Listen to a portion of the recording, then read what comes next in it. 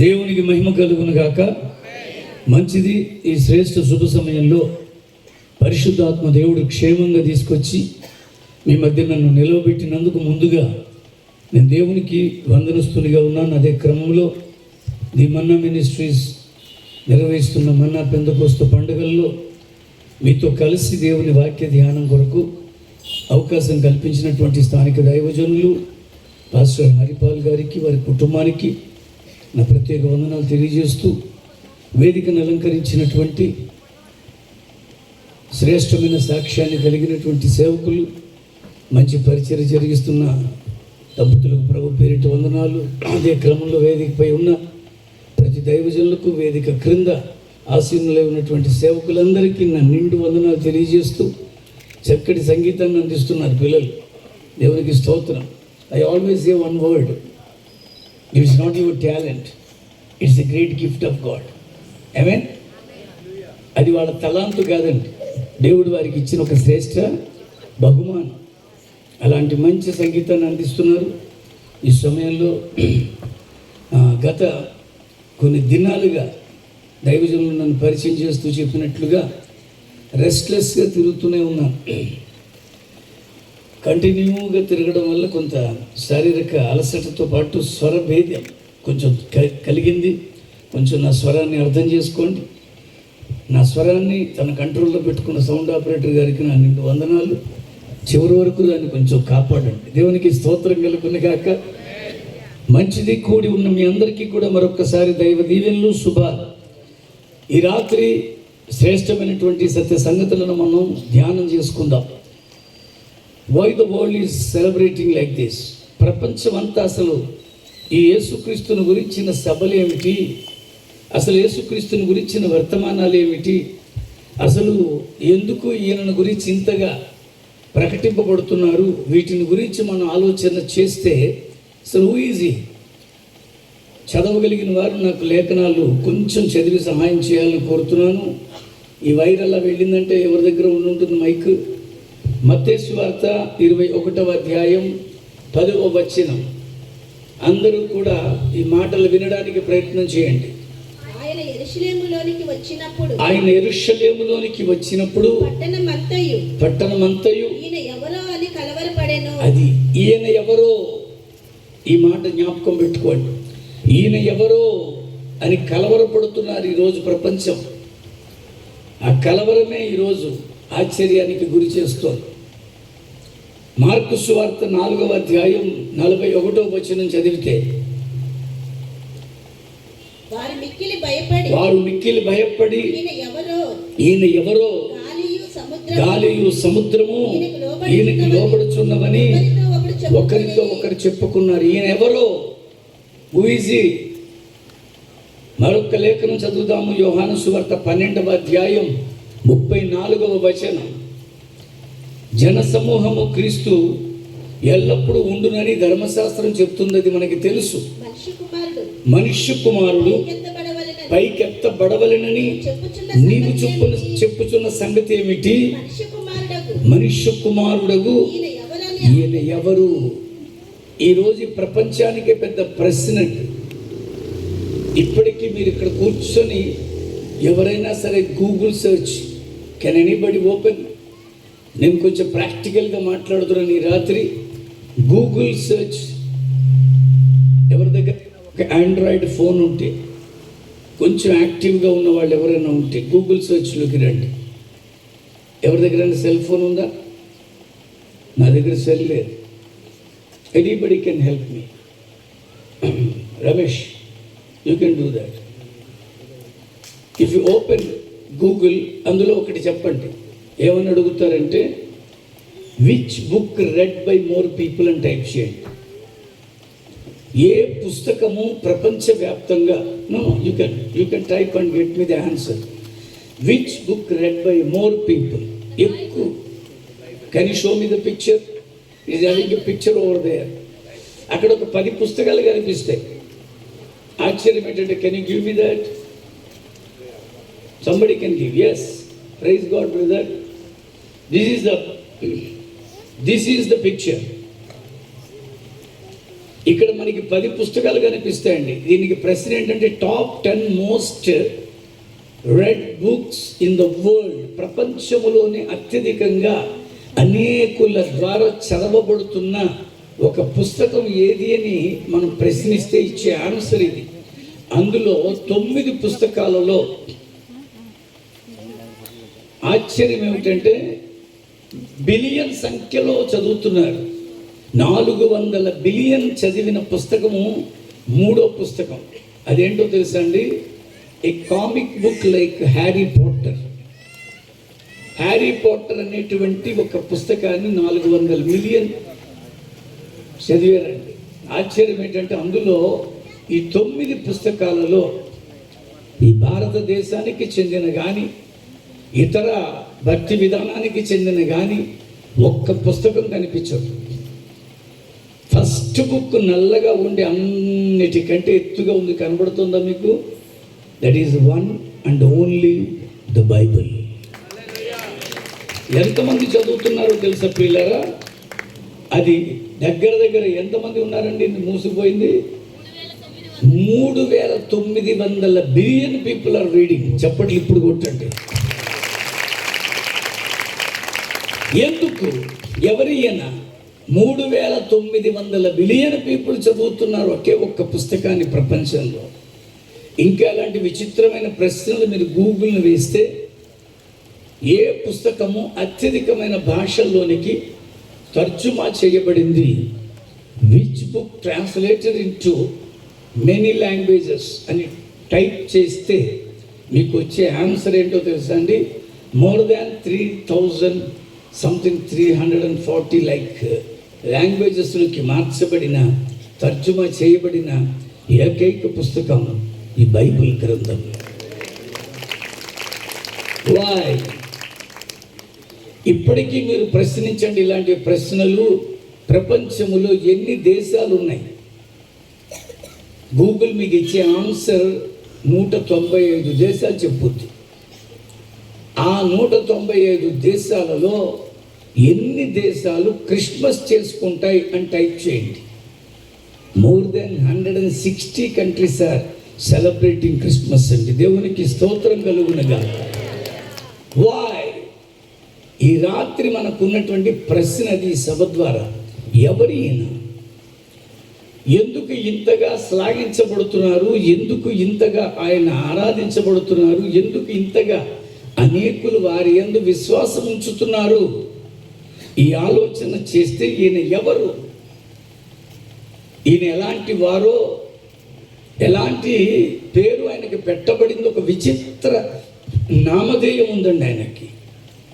లూకాసు వార్త 2వ అధ్యాయం 34వ వచనాన్ని చదివితే, సుమయోను వారిని దీవించి, ఇదిగో అనేక హృదయాలోచనలు బయలుపడినట్లు ఇజ్రాయేలీలో అనేకులు పడుటకును తిరిగి లేచుటకును. అది ఈయన ఎవరండి? ఈయన వివాదాస్పదమైన గుర్తు. నేను మళ్ళీ అంటున్నాను, మన వాడుకి ఇంగ్లీష్లో చెప్పాలంటే is a controversial sign. English బైబిల్లో చూస్తే to be a sign that will be spoken against అని ఉందండి. ఇలాంటి ఒక వివాదాస్పదమైన వ్యక్తిని గురించి మాట్లాడుతున్నాను ఈ రాత్రి. ఎందుకు ఇతడు వివాదాస్పదమైన వ్యక్తి అయిపోయాడు? ఎందుకంటే ప్రియులారా, హృదయాలోచనలు బయటకు వచ్చేస్తాయి. హృదయాలోచనలను బయటికి తీసుకొచ్చేస్తాడు. మనుష్య హృదయాన్ని పరిపూర్ణ స్థితిలో ఆ ఆత్మను పరంధామానికి చేర్చబడడానికి కావలసిన పరిశుద్ధతలోకి తీసుకెళ్ళగలిగేది ఆ యేసుక్రీస్తే. అందుకనే దీనికి ఎందుకు ఈ పేరు పెట్టారంటే, ఈయనకు హృదయాలోచనలను తీసుకొచ్చేస్తారు. డిఐజీ లెవెల్లో ఉన్నవాళ్ళు, టాప్ కేడర్లో ఉన్నవాళ్ళు మార్చలేనటువంటి కరుడు గట్టిన భయంకరమైనటువంటి నేరస్తులను మార్చేస్తోందండి ఈ పరిశుద్ధ గ్రంథం. దేవునికి స్తోత్రం. భయంకరమైనటువంటి అన్యాయస్తులు మార్చబడ్డారు. విస్తారమైనటువంటి విగ్రహారాధికులు మార్చబడ్డారు. ఎందుకంటున్నానంటే ఎవరి యొక్క ప్రలోభ లేదు, ఎవరి యొక్క ప్రమేమీ లేదు, ఎవరి యొక్క ఆలోచనలు లేవు. వారే తెలుసుకొని తమ జీవితాలకు ఒక ధన్యకరమైన మార్గాన్ని ఎంపిక చేసుకొని అనేక మంది ఈరోజు ఈయన ఎవరు అనుకునే వారికి సమాధానంగా మారారు. నేను మళ్ళీ చెప్తున్నాను పిల్లరా, ఏ వ్యవస్థ సరిచేయలేనటువంటి ఒక వ్యక్తి జీవితాన్ని ఈ పరిశుద్ధ గ్రంథము సరిచేసేస్తోందండి. ఆ యేసుక్రీస్తు వారు వారి బ్రతుకులకు విలువనిస్తున్నారు. కొద్దిసేపట్లో చచ్చిపోదాం, ఇంకా మనకి బ్రతుకు లేదు, మన బ్రతుకులో ఎప్పటికీ మనకి క్షేమం ఉండదు, ఈ బ్రతుకు వ్యర్థం అనుకొని చావుకు అతి సమీపంగా వెళ్ళిపోయిన వారిని ఈరోజు బ్రతికించి బ్రతుకు విలువ ఉందని చెప్పి వారి బ్రతుకులను సార్థకతంగా చేసింది ఈ బైబిలే. దేవునికి స్తోత్రం కలుగునుగాక. అందుకనే అంటున్నాను చాలా జాగ్రత్తగా. అపోస్తుల కార్యము 17వ అధ్యాయములో 24వ వచనం నుంచి 34వ వచనం వరకు విస్తారంగా దైవ సంకల్పాన్ని గురించి వ్రాయబడి ఉంది పిల్లలు. అపోస్తుల కార్యము 17వ అధ్యాయం 24వ వచనం నుంచి చదువుతున్నాను, చాలా జాగ్రత్తగా వినండి. జగత్తును సమస్తమును నిర్మించిన దేవుడు తానే ఆకాశమునకును భూమికిని ప్రభువై ఉన్నందున హస్తకృత్యములైన ఆలయములో నివసింపాడు. He never lived in a building. ఆయన is nowhere interested to dwell in a simple temple. హస్తకృతములైన ఆలయములలో నివసించేవాడు కాడు దేవుడు. ఎందుకంటే ఈ జగత్తులోని సమస్తాన్ని సృజించింది ఆయన, చేసింది ఆయన. కనుక ఏదో ఒక సింపుల్గా ఒక చర్చిలో ఆయన్ని బంధించేద్దామంటే అవ్వదు. హస్తకృతములైన ఆలయాలలో ఆయన నివసించడు. ఇవన్నీ తాత్కాలికమే. భూమి మీద మనం ఏది పొందుకున్నా అవన్నీ కూడా తాత్కాలికం, టెంపరరీ. అందులో నీ యొక్క ఆస్తిపాస్తులు ఉండొచ్చు, పేరు ప్రఖ్యాతులు ఉండొచ్చు, ఘనకీర్తులు ఉండొచ్చు, నువ్వు సంపాదించిన అనేకమైన ఏవేవో ఉండొచ్చు, అవన్నీ కూడా ఇక్కడ వరకే. అందుకనే నేను అంటున్నాను, ఈ సమస్తాన్ని చేసింది ఆయన. ఒక్కసారి ఆలోచన చేస్తే, ఈ జగత్తును చూస్తే మనకి ఆశ్చర్యం కలుగుద్దండి. ఇక్కడ ఒక కొబ్బరి చెట్టు అనుకుంటాను, ఇది అంత ఎత్తు అపార్ట్మెంట్లు కడుతున్నారు ఇప్పుడు. అంత ఎత్తు అపార్ట్మెంట్కి పైన ఒక వాటర్ ట్యాంక్ పెడతారు. ఆ వాటర్ ట్యాంక్కి కింద కొంత హార్స్ పవర్ ఉన్నటువంటి మోటార్ బిగిస్తారు. ఆ మోటార్ ద్వారా వాటర్ని పంప్ చేసి ఆ ట్యాంకుల్ని నింపుతారు. అవునా కాదా? ఈ కొబ్బరి చెట్టు కంటే ఎత్తైనటువంటి బిల్డింగ్లు కట్టి వాటి వాటర్ ట్యాంకులన్నింటినీ ఒక హార్స్ పవర్ ఉపయోగించి ఆ ట్యాంకుల్ని నీళ్లతో నింపుతున్నారండి. నేను అడుగుతున్నాను, ఈ కొబ్బరి చెట్టుకి ఏ మోటార్ బిగించారు? మరి ఆ కొబ్బరి నీళ్లు అక్కడికి ఎలా వెళ్తున్నాయి? ఆ బొండాల్లోకి నీళ్లు ఎవరు ఇంజెక్ట్ చేయగలుగుతున్నారు? Which horse power motor is used for bringing the water out? That is God. అది దేవుడు అంటే. నీ బుర్రకి అందదు నాన్న, మన మేధస్సుకి అందని వాడు, జగత్తుత్పత్తి చేసిన మహానుభావుడు. అందుకనే లేఖనం అంటుంది, ఆయన అన్నాడు, జగత్తును అందరి సమస్తమును నిర్మించిన దేవుడు తానే ఆకాశమునకు భూమికి ప్రభువై ఉన్నందున హస్తకృతములైన ఆలయములలో ఆయన నివసించడు. మనకొక విశ్వాసం అంతే తప్ప ఆయనకి చర్చలో ఉండాల్సిన పనిలే. మరి ఎక్కడ నివసిస్తాడు? ఆయన నివసించాలనుకున్నది ఎక్కడో తెలుసా? నీలో, నాలో. అందుకని ఆయన మంచి పోలిక ఇచ్చాడు. కొరింథీయులకు రాసిన 2వ పత్రికలో, మొదటి పత్రికలో 3వ అధ్యాయంలో 16వ వచనాన్ని చూస్తే, మీరు అది ఈ హస్తకృతములైన ఆలయాలు కాదు ఆయన ఉండేది, మీరే దేవుని ఆలయమై ఉన్నారనియు ఆ దేవుడు ఆత్మస్వరూపిగా మీలో నివసిస్తున్నాడనియు ఎరుగరా? Don't you know that? మీరు ఎరుగరా? చదవండి. ఎవడైనను దేవుని ఆలయమును పాడు చేసిన ఎడల దేవుడు వారిని పాడు చేయును. అది ఈరోజు మానవుడు ఎందుకు పాడైపోవాలి? ఒక ప్రశ్న నాకు. ఎందుకు మనిషి ఇంత దుర్భరంగా మారిపోయాడు? ఎందుకు ఇంత విద్వేషాలు, వైషమ్యాలు, కొట్టుకోవడాలు, చికాకులు, పంతాలు, పట్టింపులు, కక్షలు, కార్పణ్యాలు, పగలు, ద్వేషాలు ఎందుకు? ఒక మనిషి ఇంకొక మనిషిని తోలనాడుకోవాల్సిన అవసరం ఏమొచ్చింది? ఉన్నవి ఎన్ని జాతులు ఉన్నాయని మనం కొట్టుకోవాలి? 5 జాతులు. ఒకటి వృక్ష జాతి, రెండవది పక్షి జాతి, మూడవది జలచరముల జాతి, నాలుగవది పశు జాతి, ఐదవది ఉత్కృష్టమైన జాతి మానవ జాతి. ఈ మనిషిని చేయడానికి ముందే చేశాడు ఈ 4. ఈ 4ంటిని 4 ఆశీర్వాదాలతో నింపాడు దేవుడు. వాటితో ఏమన్నాడో తెలుసా? మీరు ఫలించండి, అభివృద్ధి పొందండి, విస్తరించండి, నిండించండి అన్నాడు. ఈ 4 ఆశీర్వాదాలు ఇచ్చారండి. అందుకని అంటున్నాను, కొంచెం మీ పాటల షీట్లుగానే ఉంచండి, విసనకర్రలుగా మార్చకండి. పెద్ద గాలి అని రాదు, నాకు గాలి తగలట్లే.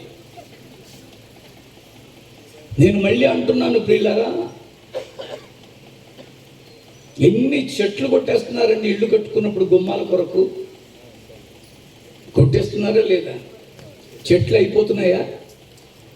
పెరుగుతూనే ఉన్నాయి. ఇప్పటికి ఇక్కడ కూర్చున్న వాళ్ళందరినీ లెక్కేసుకుంటే మొత్తానికి 1000 లారీలు ఫిష్ తినేసి ఉంటారు. అన్ని రకాల ఫిష్ తినేస్తారు. అయినా ఫిష్ ఏమన్నా తరిగిపోయిందా? మళ్ళీ అంటున్నాను, ఎన్ని పక్షులు, ఎన్ని క్వింటాలు తినేసి ఉంటామండి మనం.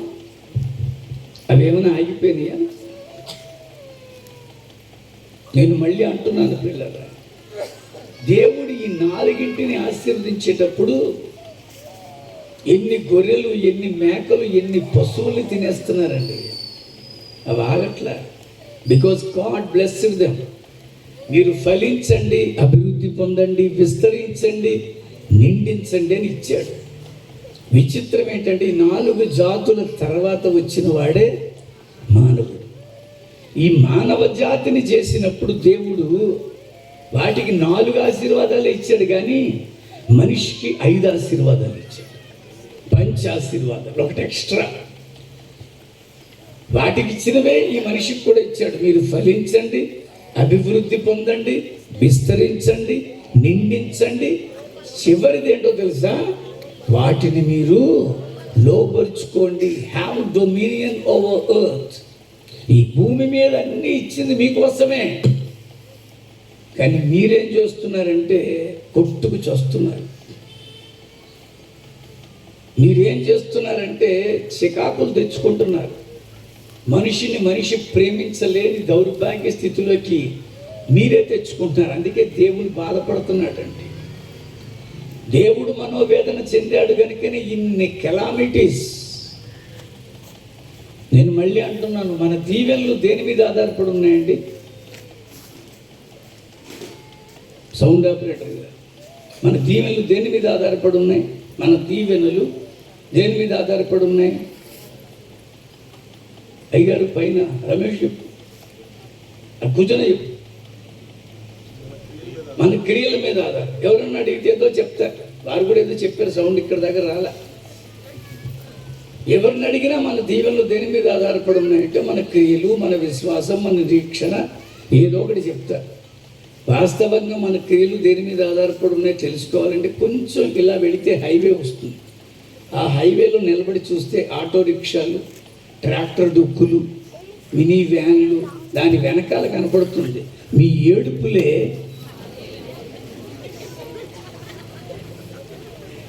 నరఘోష.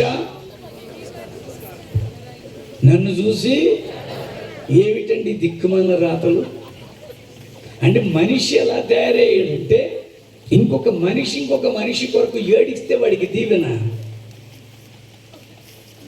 ప్లీజ్, అందుకనే అంటున్నాను ప్రియులారా, మనిషి ఎందుకు ఇంత అధ్వాన్నంగా మారిపోయాడు? ఎందుకు ఇంత అన్యాయంగా ఆలోచిస్తున్నాడు? ఒక మనిషి ఇంకొక మనిషికి పడి ఏడిస్తే వాడికి దీవెనని రాసుకుంటున్నాడు. నన్ను చూసి అడవకురా బాబు అని చెప్పుకుంటున్నాడు. నీ ఘోషకు నాకు నమస్కారం రా బాబు అని అంటున్నాడు. అంటే మనిషి ఒక మనిషిని ఎంతగా భేదిస్తున్నాడు, ఎంతగా అసహించుకుంటున్నాడు, ఎంతగా ప్రేమించలేకపోతున్నాడు. అలాంటి సమయంలో ఇలాంటి రమేష్ లాంటి వాళ్ళు చేసిన ప్రార్థన దేవుడు విన్నాడు. ఆ ప్రార్థన విని కొంచెం స్లోగన్ మార్చాడు. ఇప్పుడు కొత్త స్లోగన్ వచ్చింది, అందరూ బాగుండాలి, సర్వే జన సుఖినో. అదే చెప్పిందండి బైబిల్. నిన్ను వలని అందులో మతం ఏముందండి? అందులో మతం ఏమైనా కనబడుతుందా మీకు? నిన్ను వలె నీ పొరుగువాని ప్రేమించు, నీ శత్రువుని సైతం క్షమించు. ఒకవేళ ఎవడైనా నిన్నొక్క మైలు దూరం నాకు భయంగా ఉంది తోడు రావా అంటే అవసరాన్ని బట్టి అవకాశాన్ని బట్టి 2 మైళ్ళైనా వెళ్ళు. ఒకవేళ నీ దగ్గర ఒక 2 చొక్కాలు ఉంటే అసలు చొక్కా లేని వాడు కనపడితే వాడికి ఒక చొక్కా ఇవ్వు. వీటన్నిటిలోనూ మతం ఎక్కడుందండి కొట్టుకు చావడానికి? అందుకనే మనిషి ఇలా అయిపోవడానికి కారణము దేవుని యొక్క సంకల్పాన్ని అర్థం చేసుకోవట్లా. మానవ జీవితానికి దేవుడు ఒక సంకల్పాన్ని పెట్టాడు. మీరు నేను ఊరికే పుట్టలేదండి. సైన్స్ ప్రకారంగా, జెనెటికల్గా, గైనికల్గా మీరు ఆలోచన చేస్తే పురుషుని యొక్క వీర్యంలో లక్షల శుక్రకణాలు ఉంటాయి. స్పర్మ్ సెల్స్ అంటారు వాటిని. అందులో ఏ శుక్రకణం అయితే అత్యంత వేగవంతంగా కదిలి స్త్రీ నుంచి విడుదలైన శోణితంతో ఫలదీకరణం చెందుద్దో, కన్సీవ్ అవుతుందో అదే అండమై పిండమై మనం పుట్టాం. ఇది జగద్విదిత సత్యం. ఇందులో మళ్ళీ ఇంకోటి ఏం దూర్చబాకండి. అందుకని అంటున్నాను స్పష్టంగా, ఒకవేళ నీ పక్కన ఉన్న శుక్రకణం నీకంటే వేగంగా కదులుంటే, ఒకవేళ నీ ప్రక్కనున్న శుక్రకణం నిన్ను దాటుకొని ముందుకు వెళ్ళిపోయి ఉంటే, మీరు ఉండను, నేను ఉండను, ఖచ్చితంగా మరొకరెవరో ఉంటారు అక్కడ. నేను చాలా వేగంగా కదులుతున్నాను. కదులుతూ ఉండగా నాకంటే వేగంగా కదిలిన ఒక శుక్రకణం నా తల్లి గర్భంలోకి వెళ్ళిపోయి కన్సీవ్ అయిపోయిందండి. అది వెళ్ళిపోయిన తర్వాత నేను వెళ్ళాను. అందుకనే నేను నా అన్నయ్య కవల పిల్లలుగా పుట్టాం. We are twins. ఎంత మర్యాద, ఎంత జాగ్రత్త, ఎంత ప్రణాళిక, ఎంత ఆలోచన దేవుడు ప్రతి పుట్టుక విషయంలో కలిగి ఉన్నాడు. ఎవరు నాట్ యాక్సిడెంటల్గా పుట్టేసిన బిడ్డలు కాదురా నాన్న నువ్వు. There is a great purpose behind your birth. సరదాగా మీ అమ్మగారు నాన్నగారు కనేలేదు సౌండ్ ఆపరేటర్. నేను మీ నాన్న దగ్గరికి వెళ్ళి నాన్న నన్ను ఎందుకు కన్నామంటే సరదాగా కన్నాను అంటారా? పోనీ నీకు బిడ్డలు ఉన్నారా? వాళ్ళు నిన్ను అడిగారంటూ నువ్వేమంటావు? ఊరికే అలా అని అంటావా? పర్పస్ ఉంది, సంకల్పం ఉంది. ఊరికే పుట్టేలేదు మనం. అందుకని అంటున్నాను, అలా పుట్టినటువంటి ఈ మానవుడు దైవ సంకల్పాన్ని అర్థం చేసుకోవాలి. ఈ పుట్టుకలు అనేవి తమాషాగా జరిగిపోయింది ఏం కాదండి. అందుకనే భక్తుడైనటువంటి దావీదు అంటాడు, 12 గోత్రాలను ఏకఛత్రాధిపత్యంలో పరిపాలించిన మహారాజు అంటాడు, నీవు నన్ను కలుగజేసిన విధమును చూడగా నాకు ప్రతి బ్రతుకు అంతే. అందరిది ఇదే. ఆలోచించిన వాడు ఆదర్శవంతుడవుతాడు, ఆలోచించిన వాడు నీతిమంతుడవుతాడు, ఆలోచించిన వాడు తన బ్రతుకును సార్థకత చేసుకుంటాడు. పనికి మాలిన చికాకులు తెచ్చుకొని గొడవలు పెట్టుకొని భక్తిని రుజువుపరచుకోవడానికి పెచ్చవేషాలు వేయడు. అందుకనే ఈ రాత్రి నేను చాలా స్పష్టంగా అంటున్నాను, నీ పుట్టుకను గురించి దేవునికి ఎంత ప్రణాళిక ఉందో చూడండి. అలాంటి నీ పుట్టుక నువ్వు తెలుసుకోవాలి. ముందు దేవుణ్ణి అడగండి, why you have given existence on earth, ఈ భూమి మీద నాకెందుకు ఈ ఉనికి ఇచ్చావు అని ఆలోచించి. నీ ఉనికి ఇంకొక మనిషిని తిట్టడానికి కాదు, నీ ఉనికి ఇంకొక మనిషిని చంపడానికి కాదు, నీ ఉనికి ఇంకొక మనిషిని తోలనాడడానికో బూతులాడడానికో కాదు, నీ ఉనికి ఇంకొక మనిషికి ప్రమాదకరంగా ఉండడానికి కాదు, నీ ఉనికి ఇంకొకరికి సహాయంగా ఉండాలి. దేహో దేవాలయ ప్రోక్త, ఇది దేవుడుండే ఆలయం. అందుకని ఈ ఆలయంతో ఉన్నటువంటి నీవు నేను పరోపకారార్థం మిదం శరీరం, ఇతరులకు ఉపయుక్తంగా ఉండాలండి ఈ శరీరం. అంతే తప్ప ఇతరులను బాధించి బాధ పెట్టి క్షోభకు గురి చేసి తప్పండి. అది సలక్షణమైనటువంటి మనిషి చేసే ప్రవర్తన అది కాదు. అందుకనే అంటున్నాను నేను, లోక నానుడు ఒకటి ఉందండి, మానవ సేవే మాధవుడు అంటే తెలుగులో శబ్దరత్నాకరం అని అర్థ ప్రతిపదార్థాలని చెప్తుంది. అందులో మీరు గమనిస్తే దేవుడు అని అర్థం అండి. నువ్వు మానవునికి చేసే సేవే మాధవుడి సేవ అన్నారు. మన శాస్త్రమే ఒక ప్రక్కన అంటుందండి, మాతృదేవో భవ, అమ్మలో దేవుణ్ణి చూడు, పితృదేవో భవ, తండ్రిని దైవ సమానంగా భావించు, ఆచార్య దేవో భవ, ఆచార్యుని గురువుల్ని దేవుడిగా చూడు. గురుర్ బ్రహ్మ గురుర్ విష్ణు గురుర్దేవో మహేశ్వర గురు సాక్షాత్ పరబ్రహ్మ తస్మై శ్రీ గురవే నమః. ఇది మనకి నేర్పినటువంటి సత్యం. చివరన్నారు అతిథి దేవో భవ. నేను ఈ ప్రాంతం వాడిని కాదు, నా ఇంటి పేరు వాళ్ళు ఒక్కళ్ళు ఇక్కడ లేరు, నా రక్త సంబంధికులు కానీ చుట్టాలు కానీ బంధువులు కానీ ఎవరూ లేరు ఇక్కడ. నేను అతిథిగా వచ్చాను. నా చొక్క పట్టుకు గుంజేసి కొట్టేస్తావా, నన్ను అవమానపరుస్తావా? ఏ భక్తి నీకు నేర్పిస్తుంది మిత్రమా? మన భక్తి ఏం నేర్పింది? తల్లిలో దేవుణ్ణి చూడవయ్యా, తండ్రిని దైవ సమానంగా భావించు, గురువుల్ని దైవంగా పూజించు, అతిథిని గౌరవించు. అందుకనే అంటున్నాను, ఇలాంటి మానవుణ్ణి, నీతి లేని మానవుణ్ణి నీతిమంతుడిగా చేయాలని దేవుడు సంకల్పించాడు. అందులో తప్పే ఉంది? దానికి నువ్వు మతం అని పేరు పెడితే అది తప్పు అవుతుంది. అందుకనే ఓపెన్గా అంటున్నాను, మనిషిలో నీతి లేదండి. రోమీలకు రాసిన పత్రిక 3వ అధ్యాయం 10వ వచనం నుంచి చదివితే ఇందును గురించి వ్రాయబడినది ఏమనగా, నీతిమంతుడు లేడు. వద్దండి, ఎక్కువ మాటగా మా మతం ఏంటో తెలుసా, మా కులం ఏంటో తెలుసా, అసలు నీ బొందేటో తెలుసా? బొందంటే శరీరం. అందుకనే శ్మశానానికి ఇంకో పేరు బొందబెట్టు స్థలం అంటారు, బొందితో స్వర్గం అంటారు. బొంద అంటే ఇది. నీ శరీరంలో ఏం జరుగుతుందో తెలుసా? ఎందుకు ఈ కేకలు? నీకు అర్థం అవ్వకపోతే నాకు అర్థం అవ్వలేదని వదిలే. నేను మళ్ళీ అంటున్నాను, నేను నాతో ఎవరైనా వాళ్ళకి తెలిసిన భాషలో మాట్లాడేస్తున్నా, నాకేం అర్థం అవ్వట్లేదు అనుకోండి, నేనేం చేయాలి?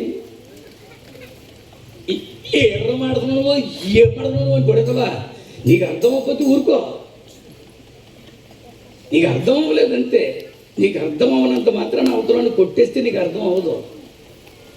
ఎవరు వస్తారంటే హిందీ వాడు హిందీలో మాట్లాడేస్తే నాకు హిందీ రాదు, నేనేం చేయాలి?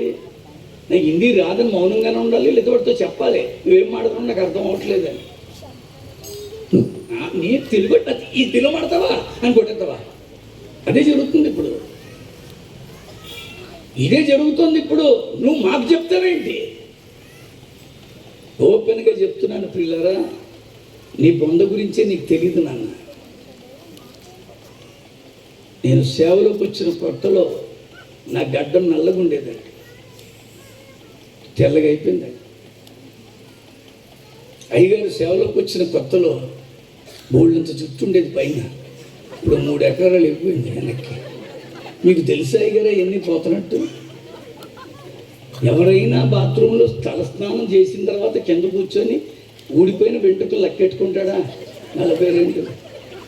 కానీ ఒక సత్యం చెప్పనా, నీ రాలిపోతున్న వెంట్రుకలు కూడా తెలిసిన వాడే దేవుడు. హల్లెలూయా. నీ బొంద గురించి నీకు తెలియదు మిత్రమా. అరిస్తే అయిపోయేది కాదు ఇది, కేకలు పెడితే అయిపోయేది కాదు ఇది. అందుకనే స్పష్టంగా అంటున్నాను నేను, తెలుసుకో, ఆ సత్యాన్ని తెలుసుకో. ఏమిటండి ఆ సత్యము? అదిగో నీతిమంతుడు లేడు, ఒక్కడును లేడు, గ్రహించువాడు లేడు, దేవుణ్ణి వెతికేవాడు లేడు. అందుకనే అంటున్నాను, దేవుణ్ణి సరైన రీతిలో వెతకకుండా ఏది పడితే అది అనుకునే స్థితిలో మనం ఉన్నాం.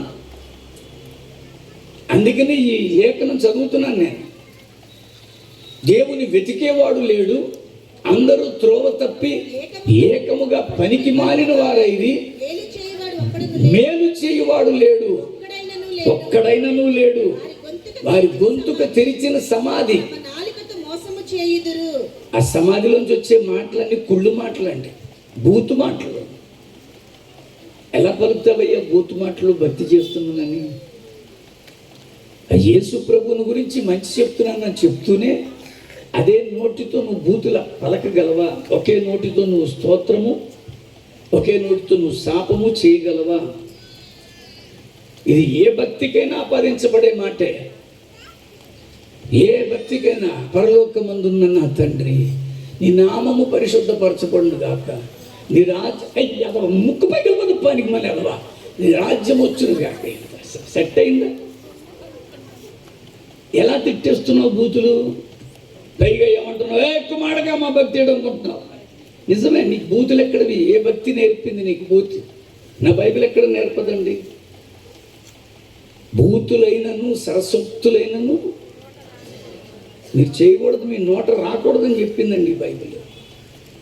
అందుకని అంటున్నాను, వారి నోరు తెరిచిన సమాధి, వారి నాలుకతో మోసం అండి, మోసం. ఈ మోసం అనేది యేసు ప్రభు యొక్క రాకడకు మొదటి సూచన. Hello, that is the first sign which Jesus Christ revealed. యేసు బయలుపరిచిన ద ఫస్ట్ సైన్ ఏంటో తెలుసా? గుర్తేంటో తెలుసా? మోసపోకండి. Do not get be deceived. అనేకులు నా పేరిటే వచ్చి, అనగా దేవుడి పేరిటే వచ్చి పలువురిని మోసం చేస్తాడు. ఇప్పుడు ప్రపంచంలో జరిగే మోసం అంతా దేవుడి పేరిటే, ఆ దేవుడి పేరిటే జరుగుతుందండి మోసం. అందుకనే వారు తమ నాలుకతో మోసం చేస్తారు. వారి పెదవుల క్రింద సర్ప విషం ఉంది. వారి నోటి నిండా శపించడం ఉంది, పగ ఉంది. రెండరే వేసేద్దాం, రెండరే కూల్చేద్దాం, రెండు తగలేడద్దాం. ఆ బైబిల్ లేదు. వారి యొక్క పాదాలు ఇది ఎందుకు పరిగెడుతున్నాయటండి? రక్తము చిందించుటకు వారి పాదములు పరుగులు పెడుతున్నాయి. అదండి కారణం. నాశనమును కష్టము వారి మార్గంలో ఉన్నాయి కనుక అలా ప్రవర్తిస్తున్నారు. ఎందుకని? శాంతి మార్గము వారు ఎరుగరు, మించి వారి కన్నుల ఎదుట దేవుని భయం లేదండి. ఈరోజు మనిషికి భక్తి ఉండడంలో తప్పు లేదండి. కొన్ని మాటలు కలిపి ఉంటాయి, కష్ట నష్టాలు, ఇరుకు ఇబ్బందులు, అవునండి, ఇలాంటివి అంటూ ఉంటారు, కలిపి చెప్తారు. అలాగా వినయ విధేయతలు అన్నట్టుగా భక్తికి జోడించే మాట ఏంటో తెలుసా? భయభక్తులు. ఈరోజు నీకు భక్తి ఉంది, మంచిదే. భయం ఉందా అని అడుగుతున్నాను. నీకు భయమే ఉంటే నువ్వు చాలా జాగ్రత్తగా జీవిస్తావు, నీ నోటిని నువ్వు కాచుకుంటావు, నీకు మంచి జరగాలని నువ్వు కోరుకుంటున్నావు. రే, ఆ మంచి జరగాలనుకున్నప్పుడు నువ్వు మంచి చెయ్యి. ఒక అమ్మాయి నా దగ్గరికి వచ్చి ప్రార్థన చేయండి పాస్టర్ గారు అన్నది. ఎందుకమ్మా అన్నాను. నాకు అప్పులు ఎక్కువైపోయాను, నీ అప్పులు తీరాలంటే ఒక మార్గం ఉందన్నాను. ఆ అమ్మాయి ఆశపడిపోయింది, ఏదైనా డబ్బులు వస్తాయి, అప్పులన్నీ తీర్చేసుకోవచ్చు అని. నేను అన్నాను, ఇంకెప్పుడు అప్పు చేయదన్నా. కానీ ఆ అమ్మాయి చాలా సీరియస్గా తీసుకుందండి. విచిత్రం ఏంటంటే ఆ మాట దగ్గర నుంచి మెల్లమెల్లగా తన అప్పులు తీరిపోయాయి. ఇప్పుడు అప్పులు చేయాల్సిన అవసరం లేని స్థితిలోకి తీసుకొచ్చాడు దేవుడు. నువ్వు మంచి చేయి, నీకు అన్నీ మంచి జరుగుతాయి. నువ్వు ఏ దృష్టితో చేస్తావో ఆ దృష్టి నీకు ఫలాన్ని ఇస్తుంది. యతో హస్తతో దృష్టి, నీ చేతులు ఏం చేస్తున్నాయో దాని మీద దృష్టి పెట్టు. యతో దృష్టి తతో మనః, నీ దృష్టి ఎక్కడ పెట్టావో మనసు అక్కడ పెట్టు. యతో మనః తతో భావః, ఎక్కడ నువ్వు మనసు పెడతావో అక్కడ భావం పుట్టాలి. యతో భావో తతో రసః, నాట్యశాస్త్రంలో ఈ మాట చెప్తూ ఉంటారు. ఈరోజు నువ్వు ఎందుకు ఇలా మాట్లాడుతున్నావు అంటే నీ దృష్టి బాగలే. నీ దృష్టి ఎప్పుడు పాడైపోతుందో, నీ చేష్టలు ఎప్పుడు పాడైపోతాయో, నీ మనసు పాడైపోతుంది. నీ మనసు ఎప్పుడు పాడైపోతుందో నీకు అన్నీ కూడా కష్టాలుగాను, నష్టాలుగాను, బాధగాను, దుఃఖంగాను, వేదనగాను, ఇతరులు బాగుపడిపోతున్నారనేటువంటి బాధ, మత్సరం, మదం ఇవన్నీ వచ్చేస్తాయి. అందుకనే అంటున్నాను, దేవుని భయము లేదండి. ఈరోజు నీ భక్తి బాగుంది, చాలా బాగుంది కనుక వచ్చి కూర్చున్నారు. నాకు భక్తి ఉంది కనుక నేను తిరుగుతున్నాను. కానీ భయం లేకపోతే నష్టపోతాను. I always fear to God. ఒక అన్య కుటుంబం నుంచి వచ్చిన నాకు చాలా భయం అండి. ఎందుకంటున్నానంటే భయము లేనటువంటి భక్తి కానీ, భక్తి లేనటువంటి భయము కానీ రెండు అక్కరకు రావు. అందుకనే అంటున్నాను నేను, ఇలాంటి నీతి లేని మానవుణ్ణి 24వ వచనానికి వచ్చేసరికి అంటున్నాడు అక్కడ, కాబట్టి నమ్మువాడు. నువ్వు నమ్మకపోతే నష్టమేం లేదండి. ఈ హరిపాల్ గారేరి ఉన్నారా? ఏం లేదన్న, నువ్వు కనబడపోతే గుండె అయిపోదు.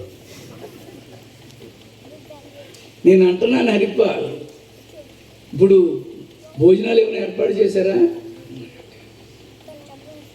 మెనూ ఏమైనా చెప్తారా? ఎవరికైనా తెలుసా మేము? ఉదయం నీకేమైనా తెలుసా మేము?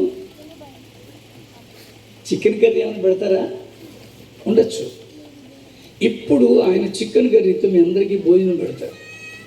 నాకేమో చికెన్ కర్రీ తినడం అలవాట్లేదు. Basically I'm from a Brahmin community. ఇప్పుడు నేను చికెన్ తిన్నాను. భోజనానికి కానీ తింటున్న మీకు కానీ నష్టం ఏమైనా ఉందా? నీకు బైబిల్ మీద నమ్మకం లేదు. నా కాన్సెప్ట్ అర్థం చేసుకోండి. నువ్వు చికెన్ తినలేనంత మాత్రాన చికెన్ చెడ్డది కాదుగా. నువ్వు చికెన్ తినలేనంత మాత్రాన తింటున్న వాళ్ళు అన్యాయస్తులు కాదుగా. నువ్వు చికెన్ తినలేనంత మాత్రాన దానిని నువ్వు దూషించచ్చా?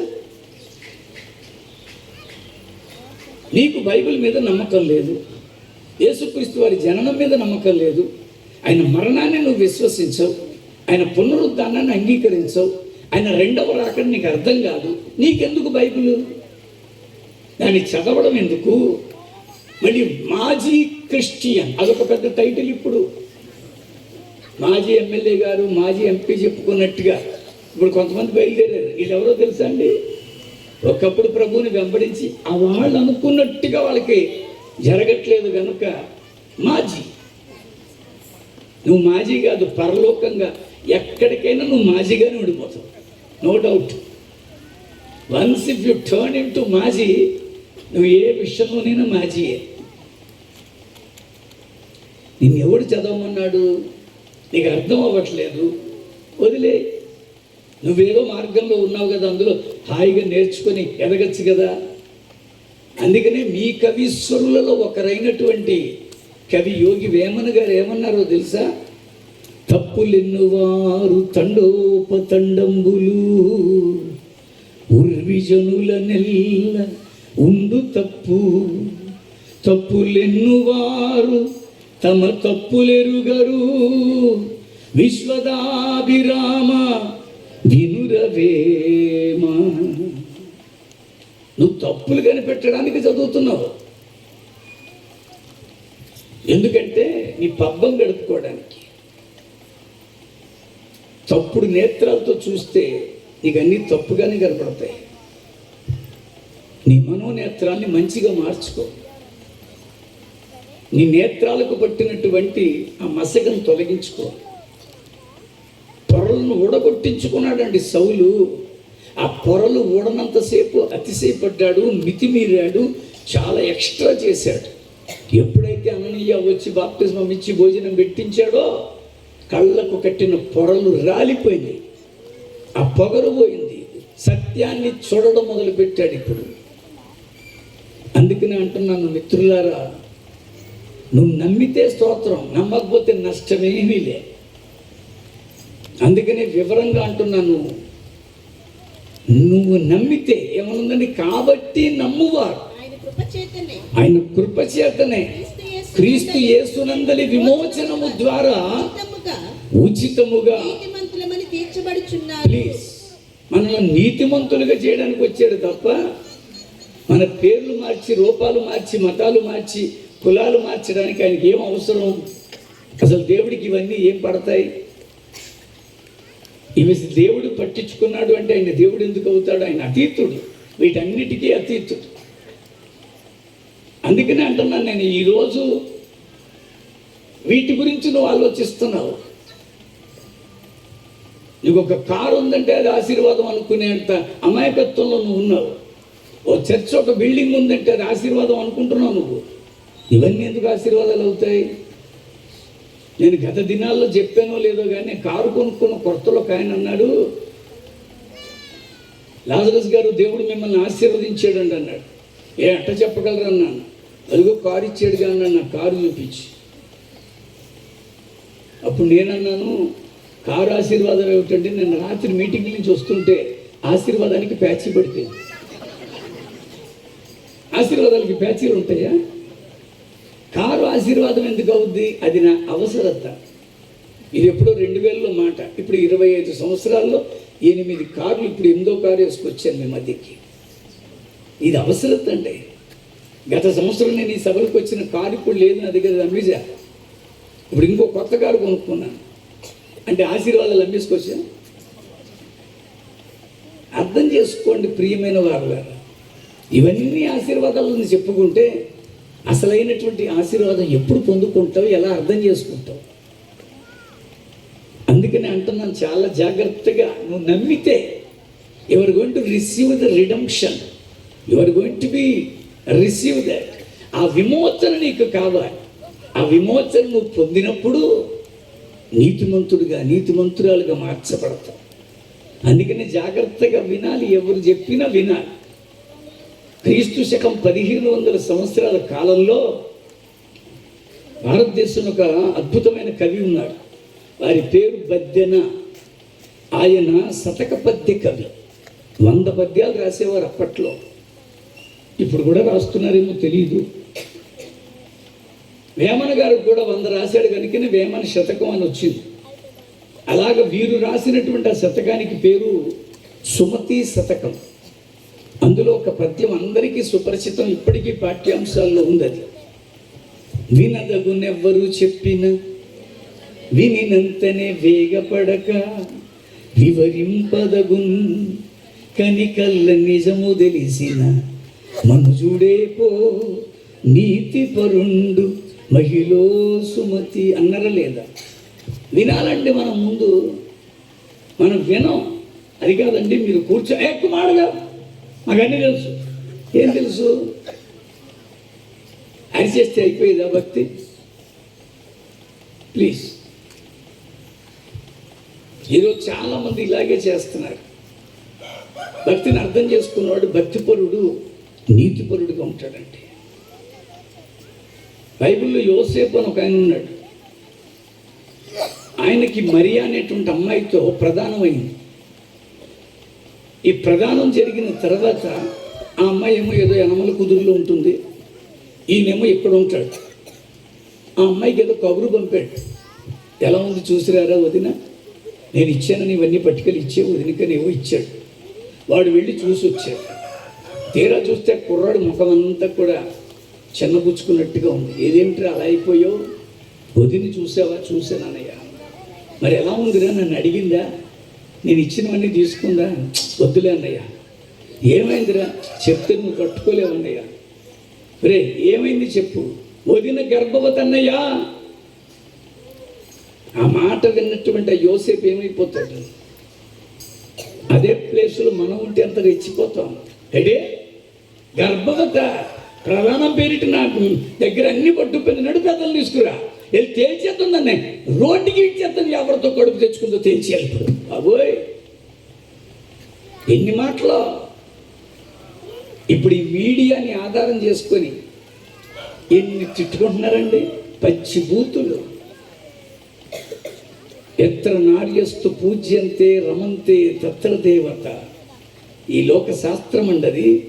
ఎక్కడ స్త్రీ గౌరవించబడుతుందో అక్కడ దేవదూతలు ఉంటారని నేర్పిన నీ దేశంలో ఆ స్త్రీలను పచ్చి బూతులు తిరుగుతున్నావే, వాళ్ళని నగ్నంగా చేసి ఊరేగిస్తున్నావే. ఏం భక్తే ఇదంతా? అందుకనే అంటున్నాను చాలా జాగ్రత్తగా. ఆ యోసేపు అలాంటి కేకలు పెట్టలా, ఆమెను అవమానపరచలా. ఎందుకో తెలుసా? యోసేపు గురించి ఒక మాట వ్రాయబడి ఉంది. యోసేపు నీతిమంతుడై ఉండి ఆమెను అవమానపరచనొల్లక రహస్యముగా విడనాడ ఉద్దేశించి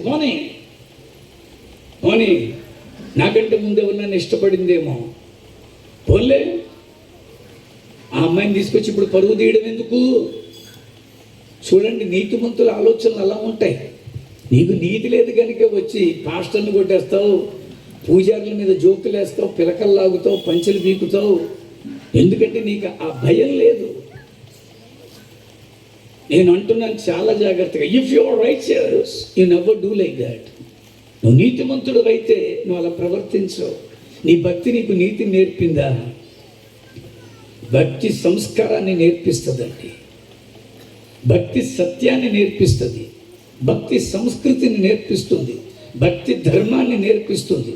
అదే చెప్తుందండి ఈ బైబిల్. ఈరోజు నేను చాలా స్పష్టంగా అంటున్నాను, నువ్వు చేసే భక్తి నీకు సత్యాన్ని నేర్పించిందా? అందుకనే నేను కొంచెం ముందుకు చదువుతున్నాను. అపోస్తుల కార్యంలో 17వ అధ్యాయం 24వ వచనం చదువుతూ 25లో అంటున్నాడు ఆయన అందరికీ జీవము ఊపిరి సమస్తము దయచేవాడు గనుక తనకేదైనా కొదువై ఉన్నట్లు. అదండి, దేవుడికి నీ సేవ ఏం అవసరం లే. నువ్వు ఆయన సేవించకపోతే ఆయన ఫీల్ అయిపోడు. ఎందుకంటే అన్నీ చేసింది ఆయన, అన్నీ ఇస్తుంది ఆయన. ఈరోజు మనం ఈ స్థాయిలో ఈ స్థితిలో ఉన్నామంటే కారణం ఆయన. ఇప్పుడు నీతో పూజలు అందుకొని, నీతో స్తోత్రాలు చెప్పించుకొని, నీతో శ్లాఘించబడవలసిన అవసరం లేదు. మనం చేసుకోవాల్సిన ధర్మం అది. ఫర్ ఎగ్జాంపుల్, ఈ హరి పాల్ గారిని ఆత్మీయంగా నడిపించిన వారు ఎవరు? మీరేనా? ఎవరు నడిపించారు వారిని ఆత్మీయంగా? ఆయన నడిపించిన ఆయన వచ్చారు అనుకోండి, వారిని కూర్చోబెట్టుకొని గౌరవించుకొని, నన్ను బలపరిచి, నన్ను ఈరోజు సేవలో స్థిరపరిచి, నన్ను బలపరిచి పంపించి సేవ చేయరని ఆయనని ప్రోత్సహించారని గౌరవించుకో. Respect them. తప్పు లేదండి అందులో. నేను మళ్ళీ చెప్తున్నాను, చాలా జాగ్రత్తగానే అంటున్నాను నేను. అంతే తప్ప నిన్ను సేవలోకి ఆయన పంపాడని ఆయన కాళ్ళు కడుక్కుంటూ, ఆ కాళ్ళు కడుక్కున్న దాన్ని ఆయన తీర్థంలో పుచ్చేసుకుంటూ, నెత్తి మీద జల్లేసుకుంటూ,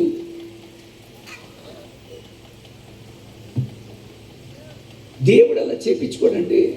నువ్వు అనుకుంటున్నావు దేవుడికి ఇలా గౌరవించు. Respect God. దేవుడిని నువ్వు ఎంతెంత మోసేస్తే దేవుడు సంబరపడిపోయి చంకలు గుద్దేసుకుంటాడు అనుకోవడం మన అమాయక భక్తితత్వం. దేవుడికి ఒకటే కావాలి, నీతి. రెండవది కావాలి నిజాయితీ. మూడవది కావాలి నిన్ను నువ్వు జాగ్రత్తగా కాపాడుకోవడం. నాలుగవదిగా ఏ దోషము లేకుండా నీ జీవన విధానం ఉండాలి. ఇవన్నీ ఉన్నాయి బైబిల్లో.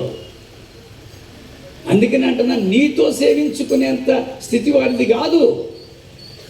నువ్వు సేవించబడాలి, నువ్వు గౌరవించబడాలి, నువ్వు అందరిలో తలెత్తుకు తిరగాలి, నువ్వు అందరిలోనూ తలమానికంగా ఉండాలనేది దైవ ఉద్దేశం.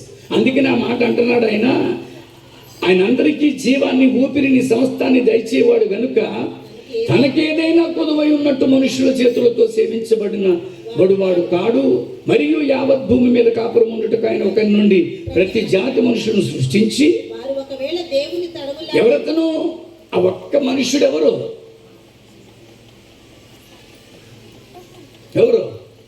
ఏదో చెప్పారు ఇక్కడ. ఆ ఒక్క మనుష్యుడు ఎవరు? అతని నుంచి అన్ని సృష్టించి అని ఉందండి.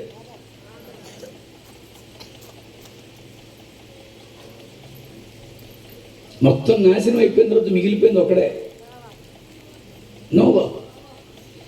నోవహు కుటుంబాన్ని దేవుడు ప్రత్యేకపరిచాడండి. ఆ ఒక్క కుటుంబమే భూమి మీద మిగిలిపోయింది. ఆ ఒక్క మనుషుని ద్వారానే తిరిగి అంతా ఉందండి. అయితే ఆ నోవహు గురించి ఏమని వ్రాయబడిందో తెలుసా? నోవహు ఆ తరములో నీతిమంతుడు. That's why God has chosen that family because of Noah, because he is righteous. ఈరోజు దేవుడి వాక్యం అంటుంది, దేవుని ఒకరి నుండి ప్రతి జాతి మనుషులు సృష్టి వారు ఒకవేళ దేవుని తడువులాడి కనుగొందురేమోనని తనను వెదకు నిమిత్తం అది నిర్ణయ కాలాన్ని పెట్టాడు. ఒక పొలిమేర కూడా పెట్టేశాడు. ఆయన మనలో ఎవరికి దూరముగా ఉండువాడు కాడు. ప్లీజ్, మన భక్తి జీవితంలో ప్రపంచంలో మానవునికి భక్తి ఎక్కువ. అందుకే ఒక పెద్ద ఆయన అన్నారు, భక్తి ఎక్కువ కనుకే తడువులాడుకునే స్థితిలో ఉన్నాం. ఈరోజు మనం తడువులాడుకుంటున్నామండి. ఇక్కడ దేవుడు ఉన్నాడంటే పరిగెడతాం, అక్కడ దేవుడు ఉన్నాడంటే పరిగెడతాం, ఈయన దేవుడు అంటే వచ్చేస్తాం. మీ చర్చిలో ఏముందండి, మా చర్చిలోకి రండి, పరుగులు పెట్టేస్తున్నారండి జనం. ఎందుకంటున్నానంటే తడువులాడుకుంటున్నామండి. అలా తడువులాడుకునేటప్పుడు సరైన వాడు ఎవడో మనకి దొరకట్లా. అలా తడువులాడుకుంటున్నాడు ఇప్పుడు మానవుడు. దేని కొరకంటే దేవుడి కొరకు. ఎవడు నన్ను విమోచించి ఈ మాలిన్యమైనటువంటి శరీరం నుంచి వేరుపరిచి పరమాత్మ దగ్గరికి నన్ను ఎవడు చేరుస్తాడా అని మనిషి తపన పడిపోతున్నాడు. మనకి విచారం ఏంటంటే దేవుళ్ళు ఎక్కువ. చెప్పండి అందరూ, దేవుళ్ళు ఎక్కువ, దేవుళ్ళాట ఎక్కువ. దేవుళ్ళు ఆడుకుంటూనే ఉంటాం. ఎవరు దేవుళ్ళు ఆడుకుంటారు? సాధారణంగా దేవుళ్ళు ఆడుకునేది ఎవరు? కళ్ళు లేని వాళ్ళు దేవుళ్ళు ఆడుకుంటారు. నన్ను ఇక్కడ వదిలిపెట్టేశారు, మీరు అందరూ వేదిక దిగిపోయారు, నాకు 2 కళ్ళు లేవు, లాజరస్ గారు కిందకి దిగండి అంటే నేను ఎట్ట దిగను? ఒక కర్ర ఏదో పట్టుకొని నేను తడువుకుంటూ రావాలా? ఈరోజు మనిషి యొక్క దేవుని విషయములో తడువులాటే పెరిగిపోయింది. ఎందుకో తెలుసా అండి? మనోనేత్రాలు మూసుకుపోయాయి.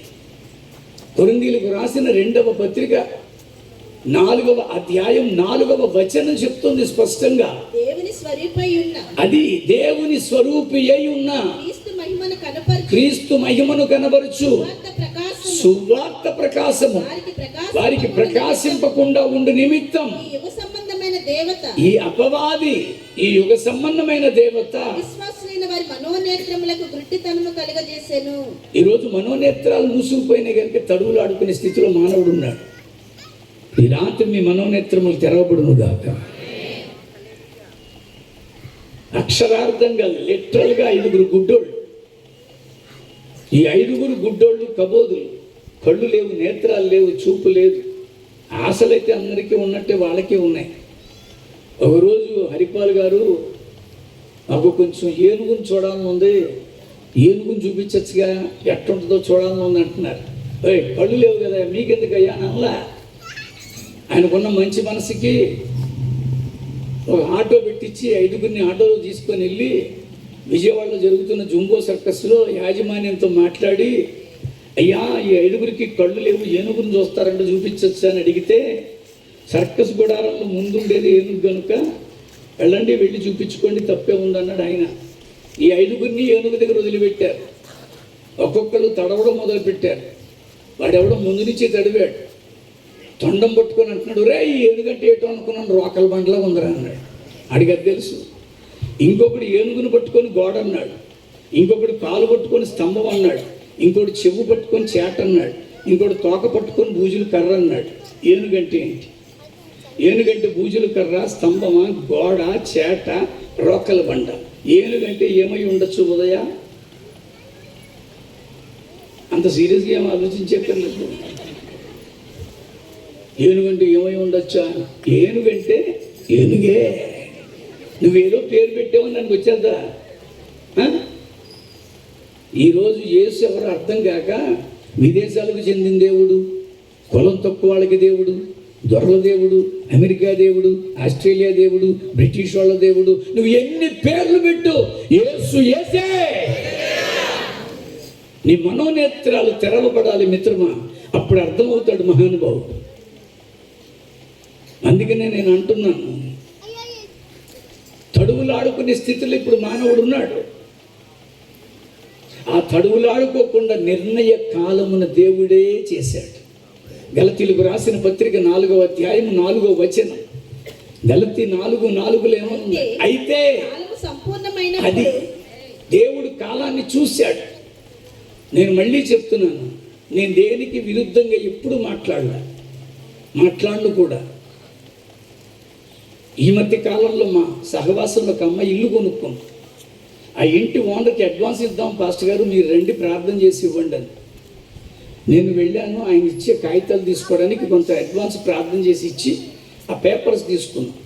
కొంచెం మాటలు మాట్లాడుకొని బయలుదేరుతుండగా ఆయన ఏం చేశాడు తెలుసా? అయ్యా పాస్టర్ గారు, నేను మీకు ఒక భగవద్గీత ఇద్దాం అనుకుంటున్నానని ఆయన ఒక భగవద్గీత ఇచ్చాడు. ఏం చెప్తావు నువ్వు? ఎప్పుడు చేసి నాన్సెన్స్ అని ఊరికే వాగే. ఇప్పుడు అదే చేస్తున్నారు ఈ క్రైస్తవ్యం. మేము రాము. దీనివల్లే విభేదాలు, దీనివల్లే చికాకులు. ఆయన నాకు ఇస్తున్నప్పుడు మర్యాదపూర్వకంగా సంతోషం ధన్యోస్మి అని తీసుకున్నాను. ఇప్పటికీ మా ఇంట్లో గట్టు ఉంటుంది. గట్టు మీద నా బైబిల్ పెడతాను. పక్కనే ఉందండి భగవద్గీత. దానివల్ల నాకే పాపం ఉంటుందో, దానివల్ల నాకేం నష్టము లేదండి. అది వచ్చిన తర్వాత నాకేదో పాపం జరిగిపోతుంది, నష్టం అనడానికి కూడా లేదు. ఎందుకో తెలుసా? అది వచ్చిన తర్వాత మా ఇంటికి ఒక ఆయన వచ్చి నిలబడి ఉన్నాడు. నేను ఇంటికి వచ్చేసరికి, ఏమండి అంటే, ప్రార్థన చేయండి పాస్టర్ గారు, నేను పలానా ఊరి నుంచి వచ్చాను అన్నాడు. చెప్పండి అన్న. అదేనండి, అప్పుడు మా ఊరు వాక్యం చెప్పడానికి వచ్చినప్పుడు నీ ఇల్లు అమ్ముడైపోద్ది, ఏం కంగారు పడకని మీరు నాతో మాట్లాడారు కదండి. నిజంగానే మా ఇల్లు అమ్ముడైపోయిందండి, మీకు అప్పటి నుంచి కానుకిద్దాం అనుకుంటున్నానండి, 10,000 రూపాయలు ఇచ్చి వెళ్ళిపోయాడండి. ఎప్పుడు? భగవద్గీత వచ్చిన తర్వాత అండి. నీ బుర్రకి ఏది ఉంటే అదే ఆలోచించేస్తావు నువ్వు. ఇప్పుడు నేనేం చేయాలి అని ఆ భగవద్గీత 36 ముద్దులెట్టేసి ఏస్ అంటే అవి ఏం కాదండి అసలు. ఇదిగో ఈ ఆత్మ, అది ఆయనది, ఆయన దగ్గరికి వెళ్ళిపోవాలి. అలా వెళ్ళిపోయేటప్పుడు ఆ ఆత్మకు ఉన్నటువంటి ఆ పాప చీడ పట్టేసిందండి. మనమేమి పుట్టుకతోనే పాపులము అనే మాటలు అంటారు కదా. దేవుడు సొత్తండి మనము. దేవుడు సృష్టించిన జనాంగం మనం. పాపులుగా ఎందుకు పుట్టించుకుంటాడు? అంటుకుంది. ఏమైంది పాపం? జన్మలో కర్మలో పాపం అంటుకుంది.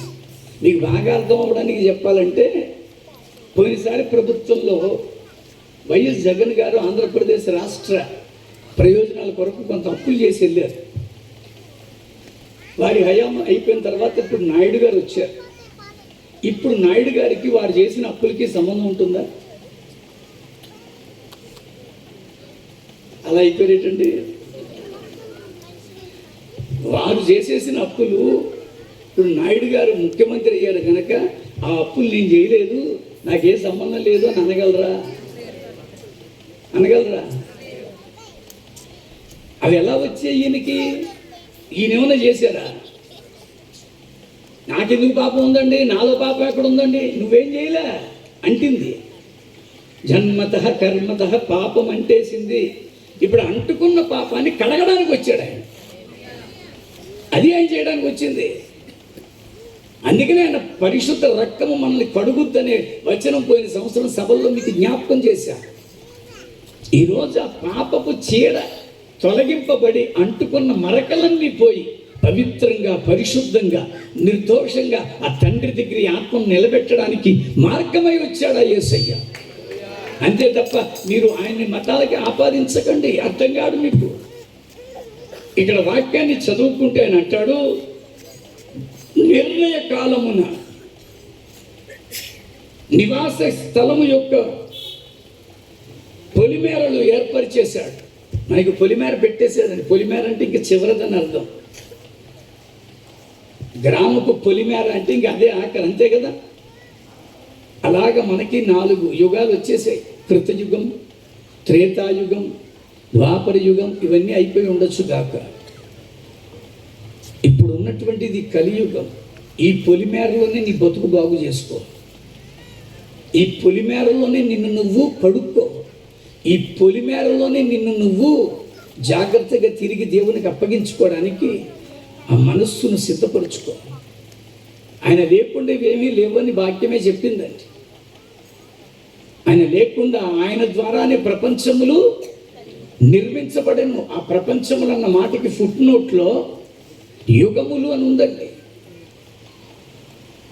కనుక నేను దేనిని తృణీకరించను, తిరస్కరించను. కానీ ఇప్పుడున్న పొలిమేరలోకి వచ్చి అప్పుడు వాటిని గురించి మాట్లాడటం సముచితంగా. ఇప్పుడున్న పొలిమేరలో ఉన్నటువంటి దైవ సంకల్పాన్ని ఎరిగి మనం ప్రవర్తించాలి. ఏమిటండి ఇప్పుడున్న పొలిమేరలోని దైవ సంకల్పం? ఆయన మనలో ఎవనికి దూరంగా ఉండడు. అది అర్థం చేసుకోను. Is no way far. ఎప్పటికైనా దూరస్తుడు కాదు. నువ్వు అంగీకరించి ఆహ్వానిస్తే ఇప్పుడే ఈ రాత్రి నీ జీవితంలోకి రావడానికి ఆయన సిద్ధంగా ఉన్నాడు. అందుకని ఆయన సంకల్పాన్ని అర్థం చేసుకుంటే తిమోతికి రాసినటువంటి మొదటి పత్రిక 2వ అధ్యాయం 4వ వచనంలో ఆ దైవ సంకల్పాన్ని స్పష్టంగా చెప్పించాడు పరిశుద్ధాత్ముడు. ఆయన మనుష్యులందరూ రక్షణ పొంది సత్యమును గూర్చిన అనుభవ జ్ఞానము కలిగి ఉండాలి. ఈ విషయం కొంతమంది గ్రహించుకున్నారండి. అందుకని అక్కడ ఏమంటున్నాడో తెలుసా అండి? మనం ఆయన యందు బ్రతుకుచున్నాము, చలించుచున్నాము, ఉనికికై అటువలే మనం ఆయన సంతానము. మనం ఆయన సంతానం అండి అని మీ కవీశ్వరులలో చెప్పుచున్నారు.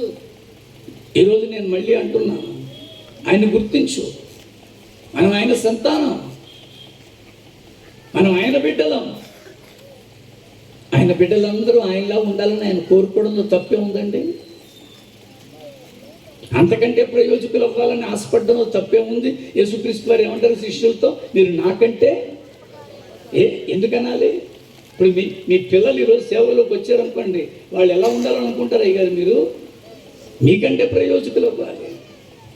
ఎవరి సౌండ్ ఆపరేటర్ గారు మీకు ఒక అబ్బాయి ఉన్నాడు అనుకుందాం, వాడు కూడా రేపు రాబోయే దినాలు ఇలా సౌండ్ ఆపరేటింగ్ చేసుకుంటూ ఉండాలని అనుకుంటారా? ఇంకా ఉత్తమంగా ఉండాలనుకుంటారా? అంతే. దేవుడు కూడా అంతే. తన బిడ్డలు, తన పిల్లలు ప్రయోజకులు అవ్వాలి. అందుకని అంటున్నాడు అక్కడ, మీ కవీశ్వరులలో కొందరు చెప్పుచున్నారు. ఈరోజు ఆ కవీశ్వరులో ఒక ఇద్దరిని పరిచయం చేస్తాను మీకు. వాళ్ళు గ్రహించుకున్నారండి. అందులో ఒక ఆయన రామకృష్ణ పరమహంస, తపస్యానంద అని ఒక ఆయన వారిని గురించిన వారి జీవిత చరిత్రని సంక్షిప్తంగా రాశారండి. ఈ పుస్తకంలో ఒక సత్యం ఉందండి. ఆ సత్యాన్ని ఈ రాత్రి యథాతథంగా ఉన్నది ఉన్నట్టుగా, రమేష తెలుగు చదవచ్చు కదా స్పష్టంగా, దా నేను చదివితే మళ్ళీ ఈడు తెచ్చుకున్న పుస్తకంలో ఈడు చదివేస్తున్నాడు అనుకుంటారు. ఇది క్రైస్తవులు ముద్రించేది కాదు. ఇప్పటికీ రామకృష్ణ మఠం వాళ్ళు ముద్రిస్తున్న ఒక అద్భుత సత్యం. ఇందులోది యథాతథంగా చదవండి అయ్యా. 7 ఏళ్ల అనంతరం మీరు మైకు తీసుకోవాలి. నా మైక్ ఇవ్వను.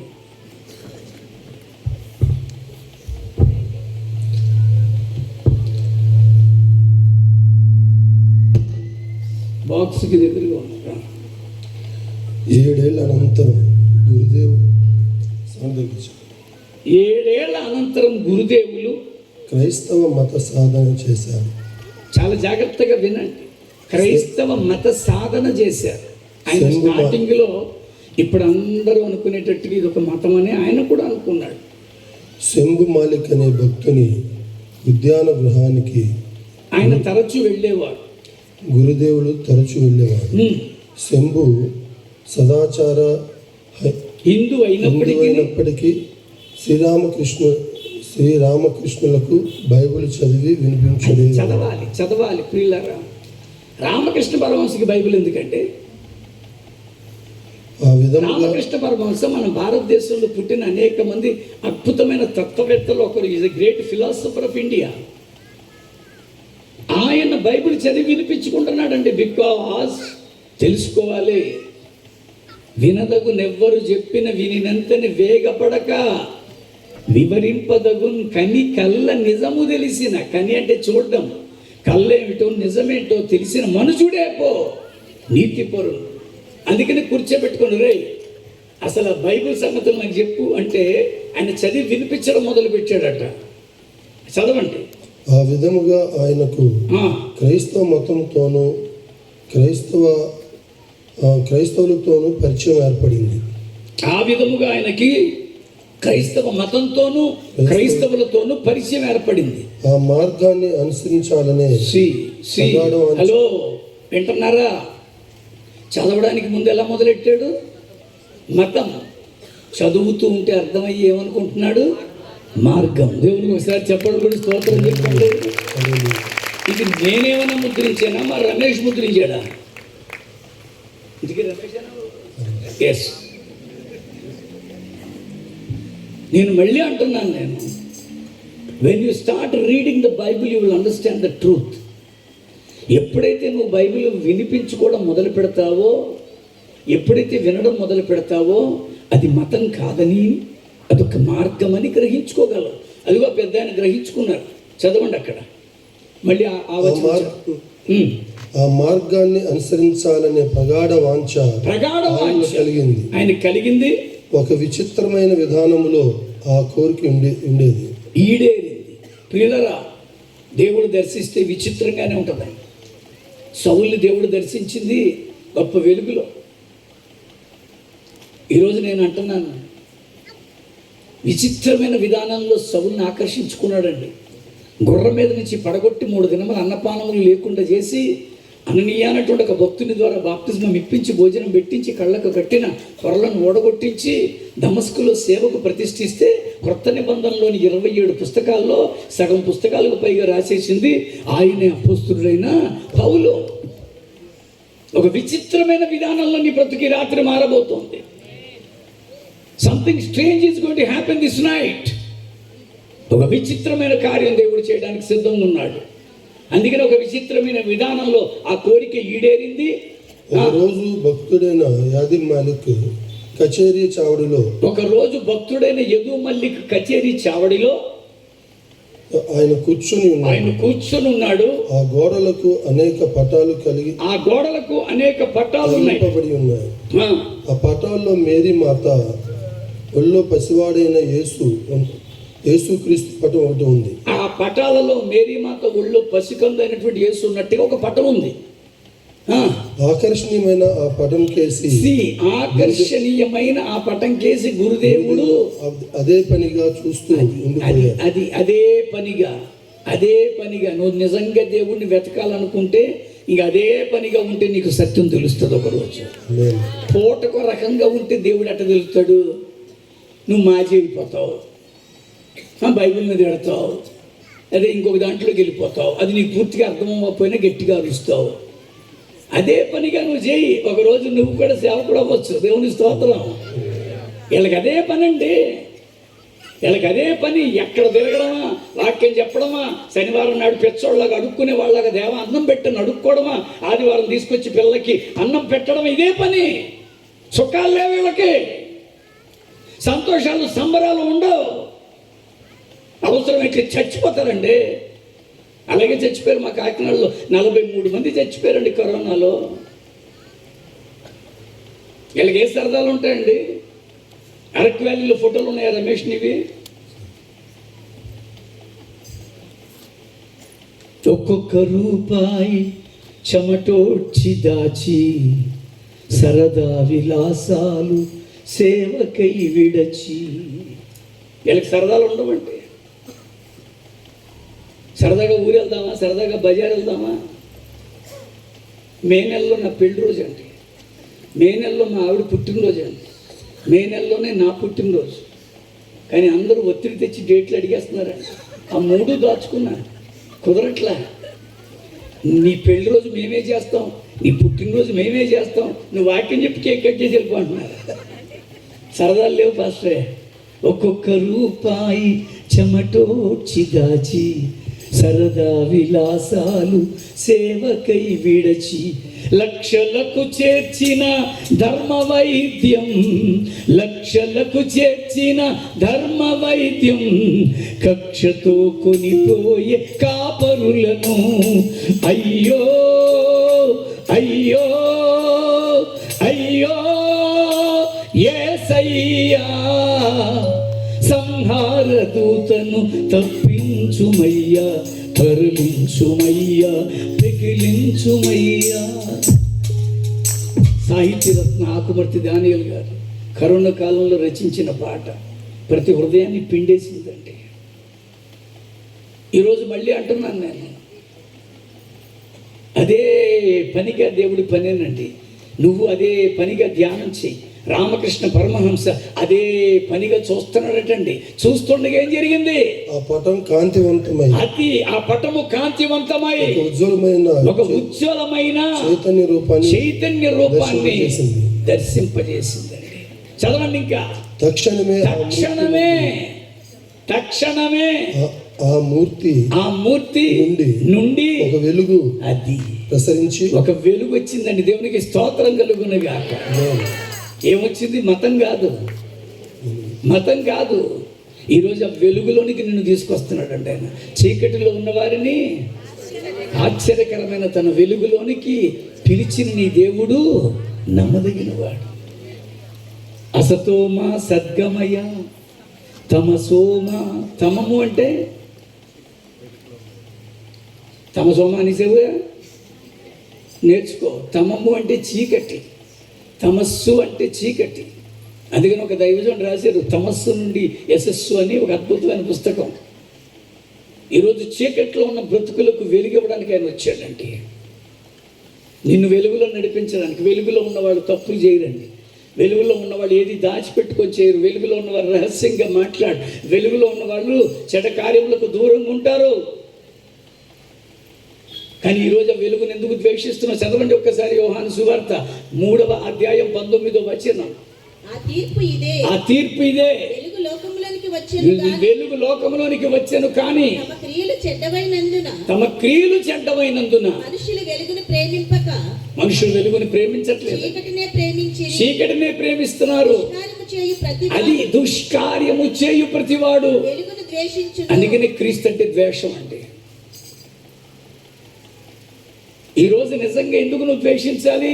దుష్కార్యము చేయు ప్రతివాడు వెలుగును ద్వేషించును, తమ క్రియలు దుష్ట క్రియలుగా కనబడకుండునట్లు. They never come under to the light. వాళ్ళు రారండి. వాళ్ళు తాగుడు మానరు, బూతులు మానరు, వ్యసనాలు వదులుకోరు, చెడ్డ పనులు మానరు, అత్యాచారాలు మానరు, ఆస్తుల కొరకు తల్లిదండ్రులను అన్నదమ్ములను భయంకరంగా చంపుకునే మనస్తత్వం మారదు, మోసం మారదు. అందుకే రారు. అందుకనే ఇందులోకి వచ్చిన వాళ్ళు ఎవరైనా అలాంటివి చేస్తే క్రీస్తుకు అవమానం వస్తుందండి. ఇందులోకి వచ్చిన వాళ్ళు ఎవరైనా అలాంటివి చేస్తుంటే తాటికి అంత అక్షరాలు రాస్తున్నారండి. ఎందుకంటే క్రైస్తవుడు అలా చేయకూడదనేది ప్రపంచానికి తెలుసు. ఈరోజు నేను ఓపెన్గా అంటున్నాను, పనికి మాలిన సాక్ష్యాలు చెప్పి క్రీస్తుని అవమానపరిచే వాళ్ళు ఎక్కువైపోయిన దుర్భరమైన దుర్దినాల్లో మనం ఉన్నాం.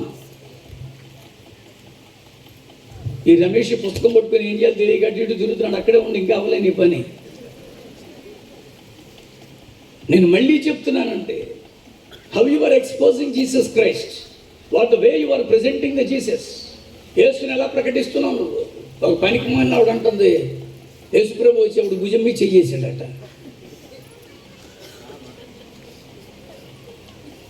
ఏమండి, ఇక్కడ ఆడవాళ్ళ మీద భుజం మీద చెయ్యేస్తే ఊరుకుంటారా? ఏదో వేసామనుకోండి, అయ్యగారు ముందు చేయి తీసేయండి అంటారు.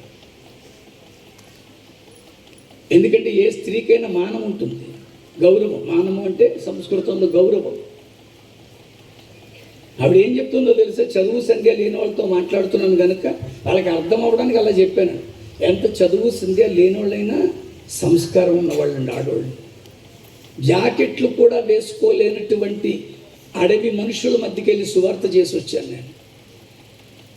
నిన్న వచ్చారే దైవజనులు ఎదురుమండి మోజేస్ గారు, వారిని అడగండి. చావుకు తెగించి అడవుల్లో తిరుగుతాడండి మహానుభావుడు. పూసలు మాత్రమే కప్పుకున్న గొండు జాతి స్త్రీల దగ్గరికి వెళ్ళానండి. కేవలం ఒట్టి పూసలు అచ్చాదనగా ఛాతీకి పెట్టుకునే వాళ్ళండి వాళ్ళు. వాళ్ళ మీదకెళ్ళి చెయ్యేసిన ఒప్పుకోరండి. అలాంటిది ఆవిడ ఏమంటుందో తెలుసా? యేసుప్రభు వచ్చి భుజం మీద చెయ్యేశాడంట. రెండవదిగా అన్నాడంట, మీ ఆయన డ్యూటీకి వెళ్ళిపోయాడుగా, రా మాట్లాడుకుందాం అని. ఏమనుకుంటున్నాను అసలు యేసుప్రభు గురించి?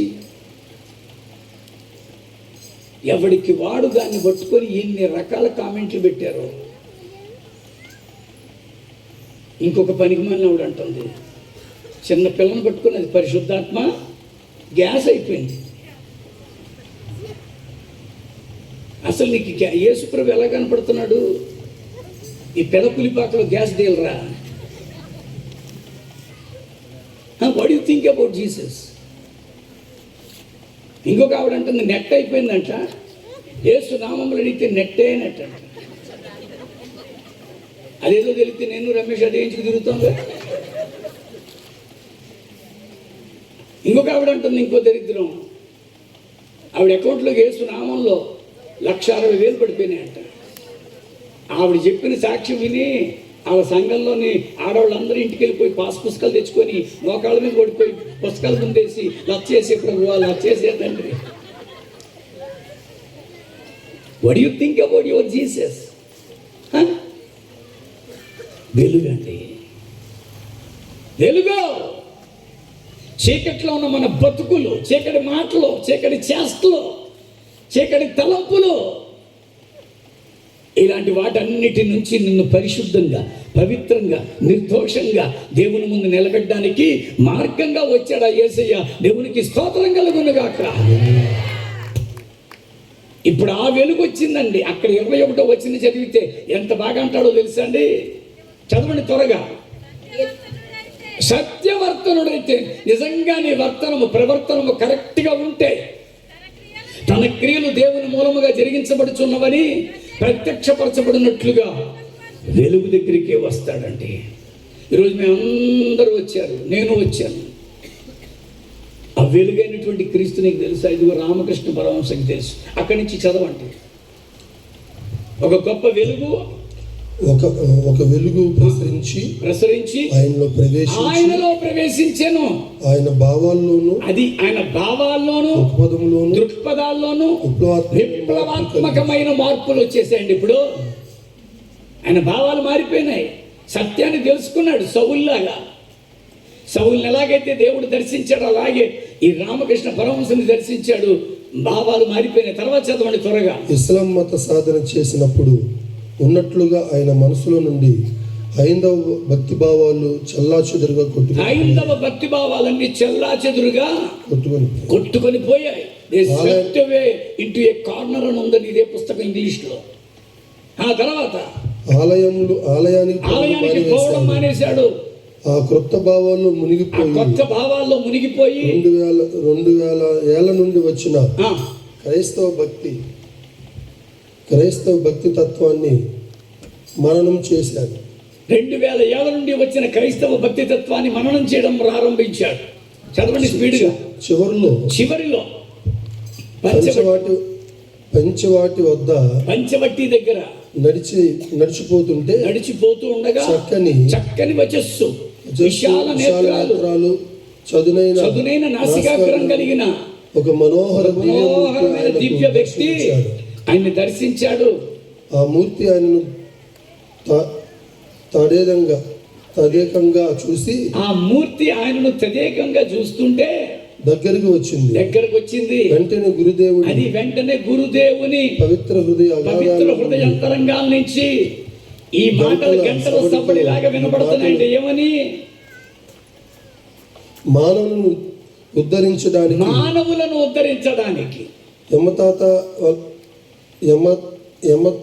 యమయాతనలు అనుభవించి తన హృదయ రక్తాన్ని చిందించి తాను తన తండ్రి ఒకటేనన్నా దైవ కుమారుడైన ప్రేమమూర్తి అయిన మహాయోగి అయిన యేసుక్రీస్తు పురుషుడైన ఆ జీసస్ గురుదేవుడు, ఆ దివ్య పురుషుడైన ఆ జీసస్ గురుదేవుని కౌగిలించి ఆయన శరీరంలో ఐక్యమయ్యాడు.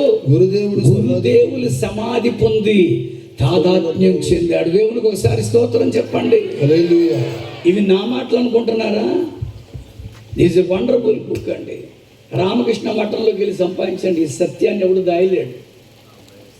మీకు ఒకవేళ ఇబ్బందిగా ఉంటే ప్రింటింగ్ అన్న మానేయాలి తప్ప, ట్రూత్ ఆల్వేస్ ట్రూత్. సత్యం ఎప్పటికీ సత్యమే. నిజం నిప్పు లాంటిదండి. ఈ రాత్రి ఆ నిజాన్నే చెప్తున్నాను నేను. ఇదిగో మీ కవీశ్వరులలో కొందరు తెలుసుకున్నారు. ఇప్పుడు మాట్లాడుతున్న భక్తులు ఎలాకంటే గొప్ప భక్తులు అంటారండి. మీకు ఇంకో మాట చెప్పి ముగిస్తాను, చాలా సమయం అయిపోయింది. ఈయనకు ఒక మంచి శిష్యుడు ఉన్నాడు, కుమార సమానుడు. ఎవరు? ఎస్, ఇదిగో వారు రాసిన పుస్తకాలు, ఉత్తేజిత ప్రసంగాలు, ప్రబోధ రత్నాకరం అని దీనికి పూర్వనామం. ఇందులో ఉన్నటువంటి ఒక సత్యాన్ని మీకు నేను వినిపిస్తున్నాను. ఇప్పుడు నేను రమేష్ గారిని ఇబ్బంది పెట్టను. నా స్వింగ్లోకి వారు రాలేదు. ఆయనకి ఇది కొత్త కనుక మీకు ఆశ్చర్యంగా ఉండి చదువుకుంటూ పోతున్నారు. ఎవరు చదువుతారు? Come here brother, come. సత్యం చదవడానికి ఇంట్రెస్ట్గా ఉన్నవాళ్ళు ఎవరైనా నాకు ఇంట్రెస్టే.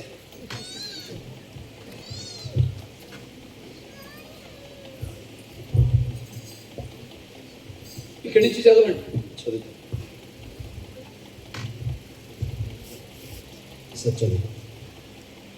పరిపూర్ణమైనది ఏది అపరిపూర్ణము కాజాలదు. హలో, ఫుల్నెస్, పరిపూర్ణమైనది ఏది అపరిపూర్ణం కాజాలదు. అది మనస్సులో తమస్సులో ఉన్న, అది తమస్సులో, తమస్సు అంటే ఏం చెప్పాను? అది చీకటిలో ఉన్న ఆ అంధకారము దానిని బాధించజాలదు. ఆ చీకటి దానిని బాధించదు. మన దృష్టి లోపము చేత సూర్యుని చూడలేనంత మాత్రాన, అది తమ దృష్టి లోపం చేత సూర్యుడిని చూడలేనంత మాత్రాన సూర్యునికి వచ్చిన ఇబ్బంది ఏమీ లేదు. అదే చెప్పాను ఇందాక మీకు. నా దిక్కుమాలిన బ్రాహ్మణత్వాన్ని బట్టి నేను చికెన్ తిన్నంత మాత్రాన చికెన్ వచ్చిన నష్టం ఏమైనా ఉందా? లేదు. అది నాది, నా సొంతం. నాకు చిన్నప్పటి నుంచి అలవాటు లేని తనం. అంత మాత్రాన చికెన్ అని ఇలాంటి అనొచ్చా? ఈయనకేమో కళ్ళు సరిగా కనపట్ల, లైట్ కేసేమో తీక్షణంగా చూడలేడు. అందుకని ఏమంటాడు? కదా లైట్ లేకపోయినా మనిషి బతికొచ్చినా చిచ్చే లైట్ తీయా. సూర్యుడిని నువ్వు చూడలేనంత మాత్రాన, నువ్వు యేసుని అర్థం చేసుకోలేనంత మాత్రాన యేసుకు వచ్చిన నష్టమేమీ లేదు. మళ్ళీ లేదు సూర్యుడి దగ్గర నుంచి. మన దృష్టి లోపము చేత, అది నీ దృష్టికి లోపం. నీ దృష్టి లోపం చేత సూర్యుని చూడలేనంత మాత్రాన సూర్యునికి వచ్చిన ఇబ్బంది ఏమీ లేదు. ఇబ్బంది ఏమీ లేదు. అలాగే అంతటా విరాజిల్లే పరబ్రహ్మను దుష్టత్వం ఏమీ చేయలేదు. నీ దుష్టత్వం ఏమీ చేయలేదండి. 29వ పద్యానికి అర్థం, మనం పరిపూర్ణులం అవడానికి మార్గాన్ని క్రీస్తు మన కొరకు చూపుతాడు. అది మనం పరిపూర్ణులు అవ్వడానికి మార్గం క్రీస్తు చూపుతాడు. నేను అన్నాను ఈ మాట. బ్రదర్, నీకు చదువుతున్నాను. నీ పేరేంటి? సురేష్ కుమార్. సురేష్ అంటున్నాడా? ఎవరు అంటున్నారు? స్వామి వివేకానంద. నేను అన్నట్లా. ఇది కూడా రామకృష్ణ మఠం వారే ముద్రిస్తున్నారు. మనం పరిపూర్ణులు అవ్వాలంటే మార్గం క్రీస్తు మనకు చూపుతాడు. చదవండి ఇంకా. దైవపరంగా మనము క్రీస్తు ఒకటే కానీ క్రీస్తు ఒకటే మనల్ని మాయ ఆవరించి ఉన్నది. అదండి. కానీ ఇప్పుడు ఆ మాయ పట్టేసింది. ఇది మతం కాదురా, ఇది మన దేవుడు కాదురా, ఇది కులం తక్కువ దేవుడురా, ఇది విదేశాలకు ఈ మాయలోనే ఉన్నామండి మనం. మరి మన ధర్మం కాదురా. ఎవరిని ఏమనకండి చెప్తున్నాను నేను మళ్ళీ. ఎవరు ఏ భక్తి చేసుకున్నా ఎవరు కించపరచద్దు. సత్యం తెలుసుకున్న నువ్వు అలాంటి మాటలు అనకూడదు. నా దగ్గరికి ఎప్పటికీ చాలామంది వస్తారండి. అయ్యప్ప గురుస్వాములు నా దగ్గరకు వస్తారు. ఎవరిని నేనేమన్నా వాళ్ళు నన్ను ఏమనలేరు. ఇప్పుడు నాకు తమ్ముడు ఉన్నాడు, వాడు అయ్యప్ప గురుస్వామి, ఇప్పుడు సిడ్నీలో ఉన్నాడు. అన్నయ్య సిడ్నీలో ఇష్యూ చేశాను అన్నయ్య, మేము అరవ బ్రాహ్మణం కనుక మాకు నిన్నటి 14వ తారీఖున మాకు ఉగాది. తెలుగు వాళ్ళకు ఉగాది ఎలాగో మా అరవ బ్రాహ్మణులకి విషు అనేటువంటి ఒక పండుగగా మేము మా మా అరవ సంవత్సరాదిని చేసుకుంటాం. వాడు అక్కడ చేశాడంట, నాకు ఫోటోలు పెట్టాడు. అన్నయ్య విషు ఇక్కడ చేశాను అన్నయ్య, ఆ విషు శుభాకాంక్షలు అన్నయ్య అని పెట్టాడు. వాడు కాకినాడలో పెద్ద అయ్యప్ప గురుస్వామి అని రికార్డ్ అవుతుంది ఈ మాటలన్నీ. నేను మళ్ళీ అంటున్నాను, ఎవరిని ఏమనకండి. వాళ్ళ భక్తిలో వాళ్ళు ఉన్నారు, నీ భక్తిలో నువ్వు ఉన్నావు. Do not comment. నీకు తెలియని విషయాల గురించి నువ్వు మాట్లాడక. అందుకే బైబిల్ మిషన్ స్లోగన్ చాలా బాగుంటుంది అన్న మాట. ఎవరిని దూషించదు, ఏ మతాన్ని దూషించద్దు. తెలియని విషయాలు అడిగి తెలుసుకోమని ఎంత చక్కగా చెప్పారు ముంగుమూరు దేవదాసయ్య గారు. ఈ రాత్రి నేను మళ్ళీ మీతో చెప్తున్నాను, బయట కనపడే భక్తి విచిత్రంగా కనపడుతుంది మనకి. కామెంట్ చేయకండి. ఒక ఆయన అడ్డంగా బొట్టు పెట్టుకుంటాడు, ఒక ఆయన నిలువుగా పెట్టుకుంటాడు, భక్తే. ఒక ఆయన ముళ్ళకంపల మీద పడుకుంటాడు, ఒక ఆయన అగ్నిగుండం దొక్కుతాడు, భక్తే. ఒక ఆయన పొర్లు దండాలు పెట్టుకొని వెళ్తాడు, ఒక ఆయన మోకాళ్ళ మీద పర్వతం ఎక్కుతాడు. తాను దర్శించాలనుకున్న దేవుని కాలినడకను వెళ్ళి దర్శిస్తారు, భక్తి. ఒక ఆయన దిగంబరంగా ఉంటాడు, భక్తి. ఒక ఆయన గోచి పెట్టుకుంటాడు, భక్తి.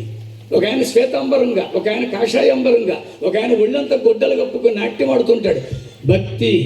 Please don't say anything.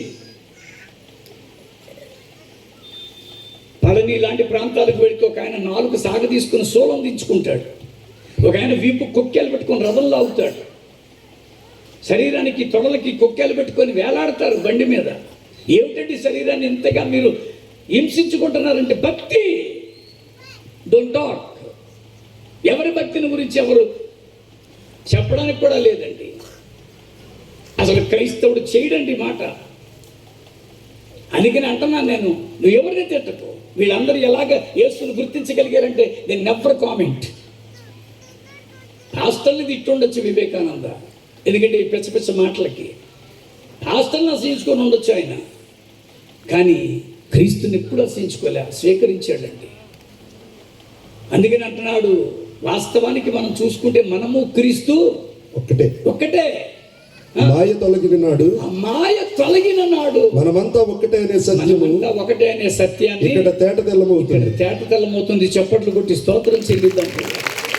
ఆ మాయ తొలగించుకోండి అంటున్నాను తప్ప మిమ్మల్ని మతాలు మారమని నేను అన్నట్లా. మళ్ళీ చెప్తున్నాను ప్రియులారా, thank you very much brother. అదే త్రిమూర్తాత్మకమైన అంటే ఏంటంటే అన్నిటికీ అతీతుడు అండి. తండ్రి కుమార పరిశుద్ధాత్ముడైన క్రీస్తు అన్నిటికీ అతీతుడు. ఏకాత్మైన క్రీస్తు కేవలం నైతిక రూపుడు. అందుకని అంటున్నాను, కేవలము క్రీస్తు మాత్రమే చెబితే అది భౌతికంగా నైతికంగానే ఉంటుందండి. కానీ త్రిమూర్తాత్మకమైనటువంటి క్రీస్తు మనకు కావాలి. అదే చెప్పాడు, వీరు ఇరువురు మనకి సహాయపడలేరు. భగవత్ అవతారమైన క్రీస్తు, తన దైవత్వాన్ని మరవని క్రీస్తు, ఆయన మాత్రమే మనకు తోడ్పడగలడు. అతనికి ఎటువంటి అపరిపూర్ణత లేదు. ఇది నా మాటలు కాదు. ఇదిగో రామకృష్ణ మఠం. ఇంకొక సత్యాన్ని చెప్పి ముగిస్తాను. ఇది హిందూ మతం. ఇందులో రాయబడినటువంటి చివరి page, that is the last page of this book. ఇందులో ఒక సత్యాన్ని చెప్తున్నాను. అత్యంతమైన ఈ రెండు స్థితులకు మధ్య ఉన్న వ్యక్తి ఎవడైనా భగవంతుణ్ణి మానవ రూపంలో తాను ఆరాధించనని మీతో చెబితే ఆ వ్యక్తి విషయంలో ప్రేమతో తగు శ్రద్ధ వహించండి. అతడు కేవలం తన బాధ్యత ఎరగని ప్రలాపి. నా మాటలు కాదు, వివేకానంద ఉపయోగించాడు. అత్యంత క్లిష్టమైన రెండు స్థితులను ఎంతమంది దేవుళ్ళు ఉండగా యేసుప్రభు ఏంటని అనుకోవడంలో తప్పులే. కానీ ఇలాంటి అత్యంతమైన ఈ రెండు స్థితులకు మధ్య ఉన్న వ్యక్తి ఎవడైనా భగవంతుణ్ణి మానవ రూపంలో తాను ఆరాధించాలని మీతో చెబితే ఆ వ్యక్తి విషయంలో ప్రేమతో తగు శ్రద్ధ వహించండి. అతడు తన బాధ్యత ఎరగని కేవల ప్రలాపి. ఇంతకంటే కఠినమైన పదాన్ని నేను వాడదలుచుకోలేదు. అతడు మతం మట్టి బుర్రలకు, మతి లేని వారికే కానీ ఇతరులకు కాదు. ఈ మాట అందరూ వినాలి. మానవుని దోషాలను గ్రహించి కరుణాపయోనిధి అయిన భగవానుడు లోక కళ్యాణానికై మానవ రూపంలో అవతరిస్తాడు. దేవునికి స్తోత్రం కలుగునుగా. ఈరోజు ఆ మానవ రూపంలో అవతరించాడు కాలము సంపూర్ణమైనప్పుడు. అందుకని ఆయన ఎందుకు విశ్వాసం ఉంచుతావా? మీ కవిశ్వరుల్లో కొందరు చెప్పారని చదివాము. ఆ జ్ఞాన కాలములను దేవుడు చూచి చూడనట్లుగా ఉండెను. ఇప్పుడైతే అందరూ అంతటా మారు మనసు పొందవలనని మనుష్యులకు ఆజ్ఞాపిస్తున్నాడు. ఈ రాత్రి అర్థం చేసుకో మిత్రమా, మీరు మీ ఆత్మను ఒకరోజు పరమాత్మ దగ్గరికి చేర్చబడాలి. అలా వెళ్ళడానికి మార్గమై వచ్చిన ఆ ప్రభువుని తెలుసుకోండి. అంతే తప్ప మతాలు గొడవైతే మనకొద్దు. ఈ రాత్రి చాలా స్పష్టంగా వివరించాను. మార్గమైన ప్రభు, నీలో వెలుగు నింపడానికి వచ్చిన ప్రభు నీతో మాట్లాడుతున్నాడు. ఆయన చివరిగా నేను ఒకవేళ లాస్ట్ ఇయర్ చెప్పినా మళ్ళీ చెప్పడానికి ఇష్టపడుతున్నాను. What we can observe in Jesus Christ అని చెప్పి ముగిస్తాను. ఈ లూకా సువార్త 2వ అధ్యాయంలో 34 మనం చదువుకున్నాం. ఆయన ఒక వివాదాస్పదమైన గుర్తె, కానీ ఆయనలో చూడగలిగినవేంటో 29వ వచనం నుంచి చెప్తున్నాడు. సుమయము నాదా, ఇప్పుడు నీ మాట చెప్పున. హలో హలో, ఆ యేసుక్రీస్తులో ఈ సుమయోను 8 రోజులు పసికందైన ఆ యేసులో ఏం చూస్తున్నాడో తెలుసా? సమాధానం. ఈరోజు నువ్వు సమాధానంగా ఉన్నావా? Do you have piece? అందుకనే క్రీస్తుకున్న పేరేంటో తెలుసా? Is king of piece. ఆయన రాజు అండి సమాధానానికి. సమాధానానికి కర్త ఆయనే, ఆయనే చేస్తాడు. ఈరోజు ఆ క్రీస్తులో నువ్వు చూడదగింది సమాధానం. తర్వాత ఏమన్నాడు? అన్ని జనులకు నిన్ను బయలుపరచుటకు వెలుగ్గా, నిన్ను వెలుగ్గా చేయడానికి ఆయన వచ్చాడు. మూడవదిగా మహిమగా. ఈరోజు నీ బ్రతుకునే మహిమగా మారుస్తాడు. You would like to make your life glory. తర్వాత ఏమన్నాడు? నీవు సకల ప్రజల ఎదుట సిద్ధపరిచిన నీ రక్షణ నేను కన్నులారా చూచి తిని. ఆ రక్షణ ఇవ్వడానికి వచ్చాడండి. అదే చదివాము తిమోతికి రాసిన మొదటి పత్రిక 2:4. ఆయన మనుష్యులందరూ రక్షణ పొంది సత్యమును గూర్చిన అనుభవ జ్ఞానము చేత ఉండాలని ఆయన కోరిక. ఈరోజు ఆ రక్షణ నీకు ఇవ్వడానికి వచ్చాడు. I would like to finish my matter. నేను ముగిస్తున్నాను. హరిపాల్, వేదిక మీదకి రండి ఒకసారి. మళ్ళీ చెప్తున్నాను, నీలో రక్షణ ఇవ్వడానికి ఆయన వచ్చాడండి. నీకు రక్షణ ఇవ్వడానికి ఆయన వచ్చాడు. నీ మతాలతో, కులాలతో, వేటితో ఆయనకి ఏ సంబంధం లేదని నువ్వు గుర్తించగలిగితే ఈ రాత్రి పరమాత్మను చేర్చుకోగలవు, చేరుకోగలవు. నేను ముగిస్తున్నాను. నాకు ఇష్టమైనది ఇది. ఒకవేళ ఇంతకుముందు చెప్పినా మళ్ళీ వింటున్నారని వినండి. బైబిల్లో చాలామంది కుష్ఠోళ్ళు ఉన్నారు. అందులో ఒక కుష్ఠుడు యేసుని గురించి విన్నాడు. ఆ కుష్టి వ్యాధిగ్రస్తులు యూదులు పెట్టుకున్న నియమం ఏమిటంటే, పట్టణంలోకి వస్తే రాళ్లతో కొట్టి చంపేయాలనే నియమం ఉన్న దినాలు. ఈ కుష్ఠోడు యేసు దగ్గరికి వచ్చాడు. తీరా యేసు దగ్గరికి వచ్చేసరికి యేసయ్య దూరంగా ఉన్నాడు. యాయిరు మార్గంలో ఆ 12 సంవత్సరాల రోగి ఆపేసినట్టుగా ఆపేశారు. రావు అక్కడ యాయిరు ఇంటికి వెళ్తున్నాడు కదా యేసయ్య, మధ్యలో దూరింది ఆవిడ. ఇక్కడ నిలబడు. ఈయనే యేసు అనుకోండి, నేనే కుష్ఠుడు. ఇప్పుడు యేసుని కుష్ఠుడు అడుగుతున్నాడు, యేసయ్యా, ప్రభువా, నీకు ఇష్టమైతే నన్ను శుద్ధిని చేయి. నేను అడుగుతున్నాను మిమ్మల్ని ఓపెన్గా. మీరు ఎవరైనా డాక్టర్ దగ్గరికి వెళ్ళి, డాక్టర్ గారండి మీకు ఇష్టమైతే నాకు వైద్యం చేస్తారంటారా? అంటారా? కానీ ఎందుకు ఇతను ఇలా అంటున్నాడో తెలుసా అండి? అతను అంటే ఎవరికి ఇష్టం లేదు. ఈ రాత్రి ఇక్కడ కూర్చొని వింటున్న నువ్వు కూడా ఒకవేళ ఎవరికైనా ఇష్టం లేవేమో. అందుకనే అడుగుతున్నాడు. ఆ వ్యాధి రాకముందు బాగున్నాడండి, ఆరోగ్యంగా ఉన్నాడు, భార్య, ఇద్దరు పిల్లలు, చక్కటి ఇల్లు, వ్యాపారం అన్నీ బాగున్నాయి. సడన్గా వ్యాధి వచ్చేసింది. చేతి వేళ్ళు కరిగిపోవడం మొదలుపెట్టాయి, ముక్కు ఆకారం మారిపోయింది, పాదాల నడక మారిపోయింది, చేతులు ఇలాగ అయిపోయినాయి, శరీరంలోంచి భయంకరమైన కంపు వచ్చేస్తుంది, రసిగారుతుంది, చీము నెత్తురుతో నిండిపోయింది, పుండ్లు కట్టుకుంటున్నాడు, తుడుచుకుంటున్నాడు. పిల్లలు అంటున్నారు, అమ్మా నాన్న ఒక చోట కుదురుగా కూర్చోట్లేదు, ఇల్లంతా తిరిగేస్తున్నాడు, ఇల్లంతా కంపు కొట్టేస్తుంది, ఏదో ఒకటి చెయ్యమ్మా బాబు అంటే భార్య అంటుంది, పిల్లలు చెప్పుకోగలుగుతున్నా, నేను చెప్పుకోలేకపోతున్నానయ్యా, నీకు వెనకాల ఒక గది వేస్తాం, అక్కడ ఉండన్నా, మీ ఇష్టమే. ఆ వెనకాల గదిలో పాడేశారు.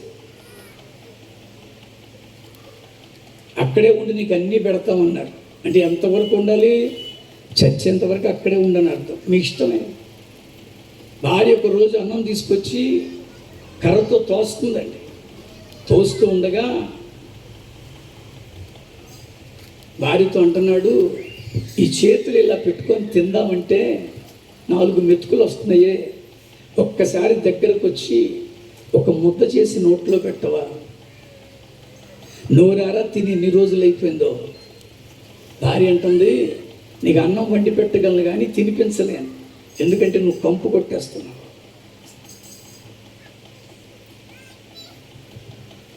నేను మళ్ళీ చెప్తున్నానండి, పిల్లలు వచ్చి తుంగి చూసి వెళ్ళిపోతున్నారు. రే, ఈ గుండెల మీద వేసు పెంచాను రా, ఈ భుజాలు ఎత్తుకు తిప్పాను, ఈ చేతులు పట్టుకుని నడిపించాను, దగ్గర రండి అంటే డాడీ వర్ గెట్టింగ్ స్మెల్. ఫ్రెండ్స్ వచ్చారు, మా ఎలాగుంది వాడికి అని అడుగుతున్నారు. రే, ఎన్నోసార్లు మీతో బయటకు వచ్చాను, ఎక్కడికి వెళ్తున్నారా అంటే సెంటర్కి వెళ్తున్నారా, నన్ను తీసుకెళ్ళండి రా, టీ ఇప్పించాను, టీ తాగాను, నాకు కూడా తీసుకెళ్ళి ఇప్పించవచ్చు కదరా అంటే, టీ కావాలంటే తెచ్చిపెట్టగలం కానీ నేను తీసుకెళ్ళలేమురా, ఎందుకంటే నువ్వు కంపు కొట్టేస్తున్నావు.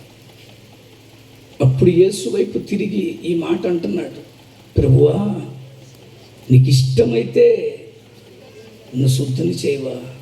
అందుకు యేసు ఏం చేశారు? ఇష్టమే, నీవు శుద్ధుడవు కమ్మని చెప్పగా. ఏం చేశారన్నానక్క, ఏం చెప్పారన్నా?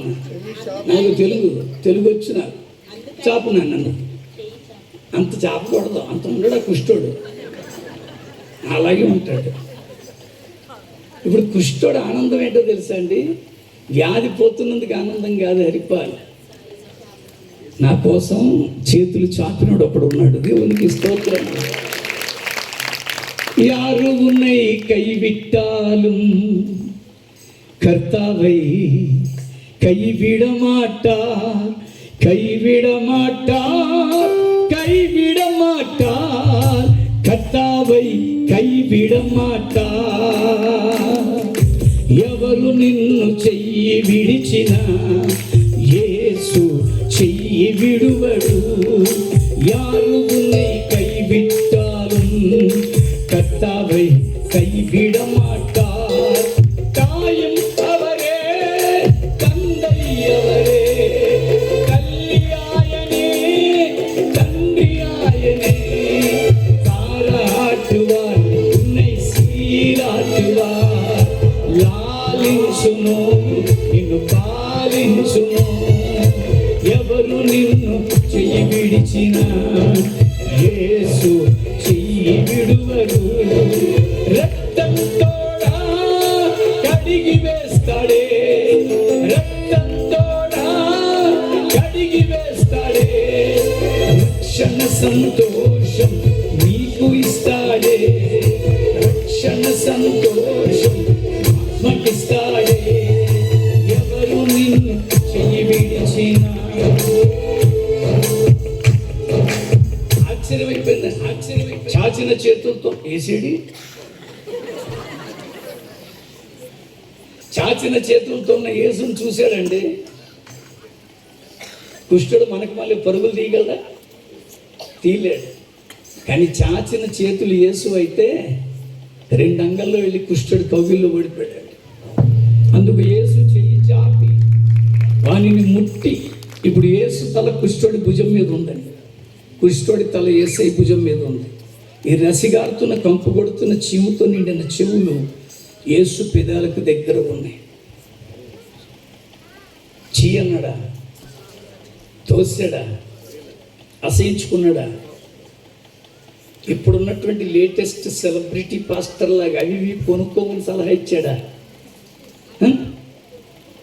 ఆ చెవిలో చెప్తున్నాడు ఆయన, నాకు ఇష్టమే, నువ్వు శుద్ధుడవుగా. The same Jesus is loving you.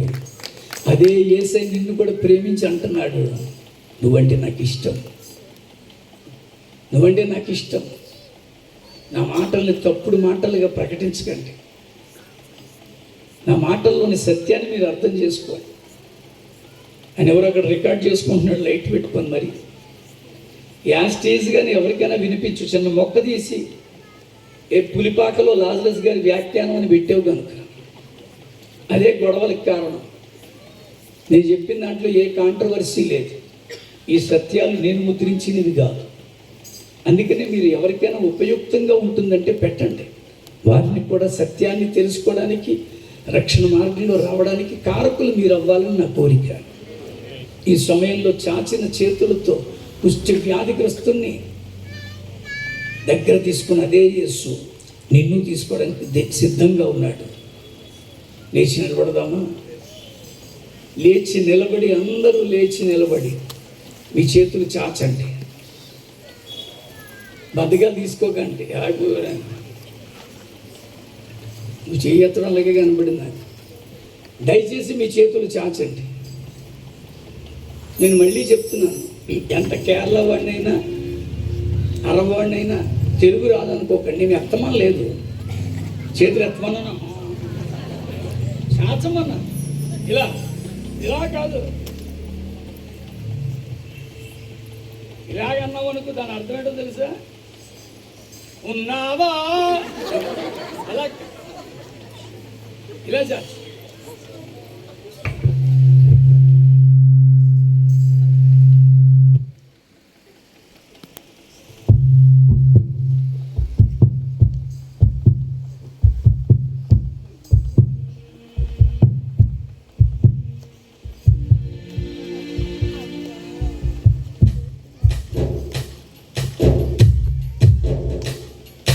నేస్తమా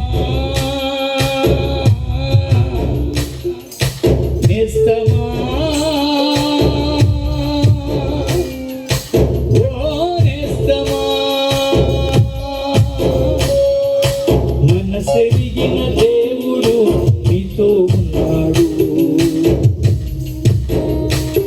నీ మనసెరిగిన దేవుడు నీతో ఉన్నాడు.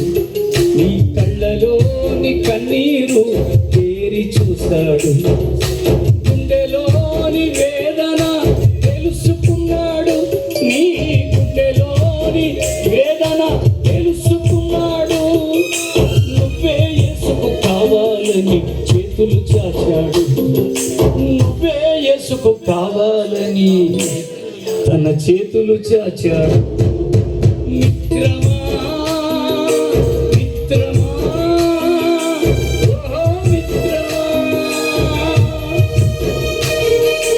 ఆలోచించి రాత్రి నీ మతాలు మార్చడానికి రాలేదు, నీ కులాలతో ఆయనకి ఏ సంబంధం లేదు. నీ ఆత్మను రక్షించి పరమాత్మ దగ్గరికి చేర్చడానికి ఒక మార్గమై వచ్చాడు. మార్గమైన ప్రభు తెలుసుకో తప్ప మతపరమైన దేవుడైతే అవసరం లేదు.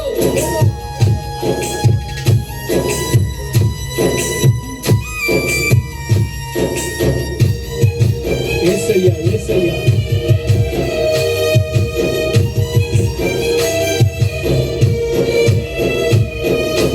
ఎన్నో ఏళ్ళు పాపం చేసి విసిగిపోయావు. ఎన్నో నిందలు అవమానాలు నీవు పొందావు. ఆలోచించినంతగా ఎంతకాలం ఎన్నో ఏళ్ళు పాపం చేసి విసిగిపోయావు. ఎన్నో నిందలు అవమానాలు నీవు పొందావు. కన్నవారే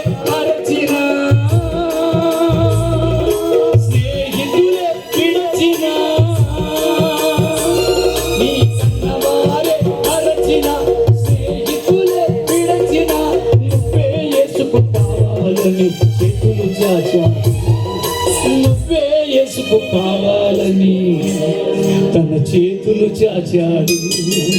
స్నేహమా, స్నేహమా, ఓ స్నేహమా. నాకెంతో ఆస్తి ఉంది, నా ఆస్తి నన్ను పరలోకం చేస్తుంది. నాకు విస్తారమైన జ్ఞానం ఉంది, ఆ జ్ఞానం నన్ను మోక్షానికి తీసుకెళ్ళిపోతుంది అనుకుంటున్నావేమో.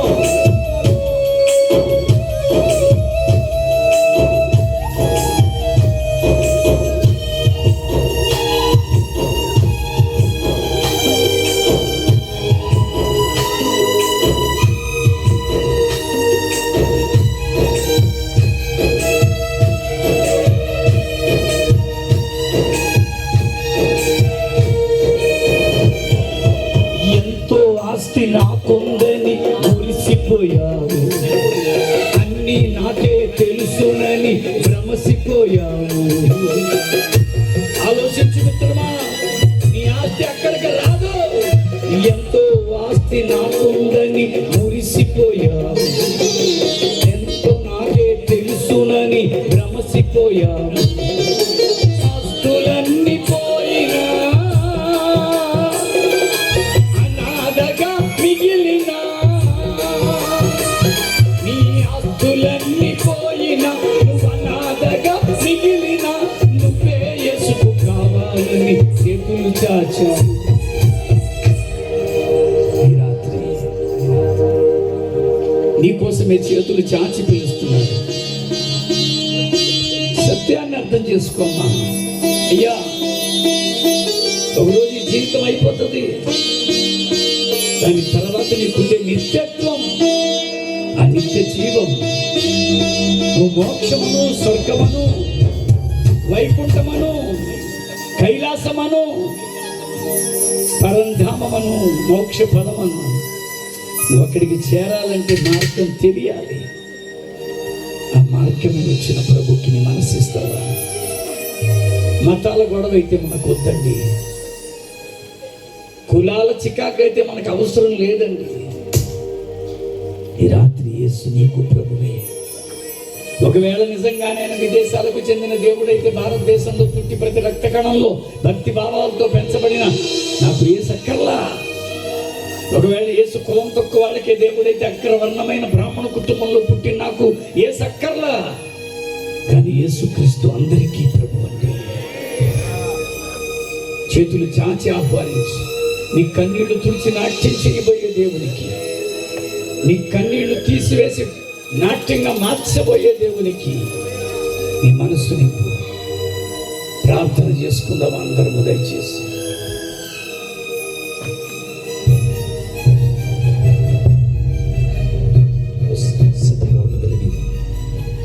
సంపూర్ణమైన మారు మనసు ఈ రాత్రి కాలంలో ప్రభుని అడుగుతావా?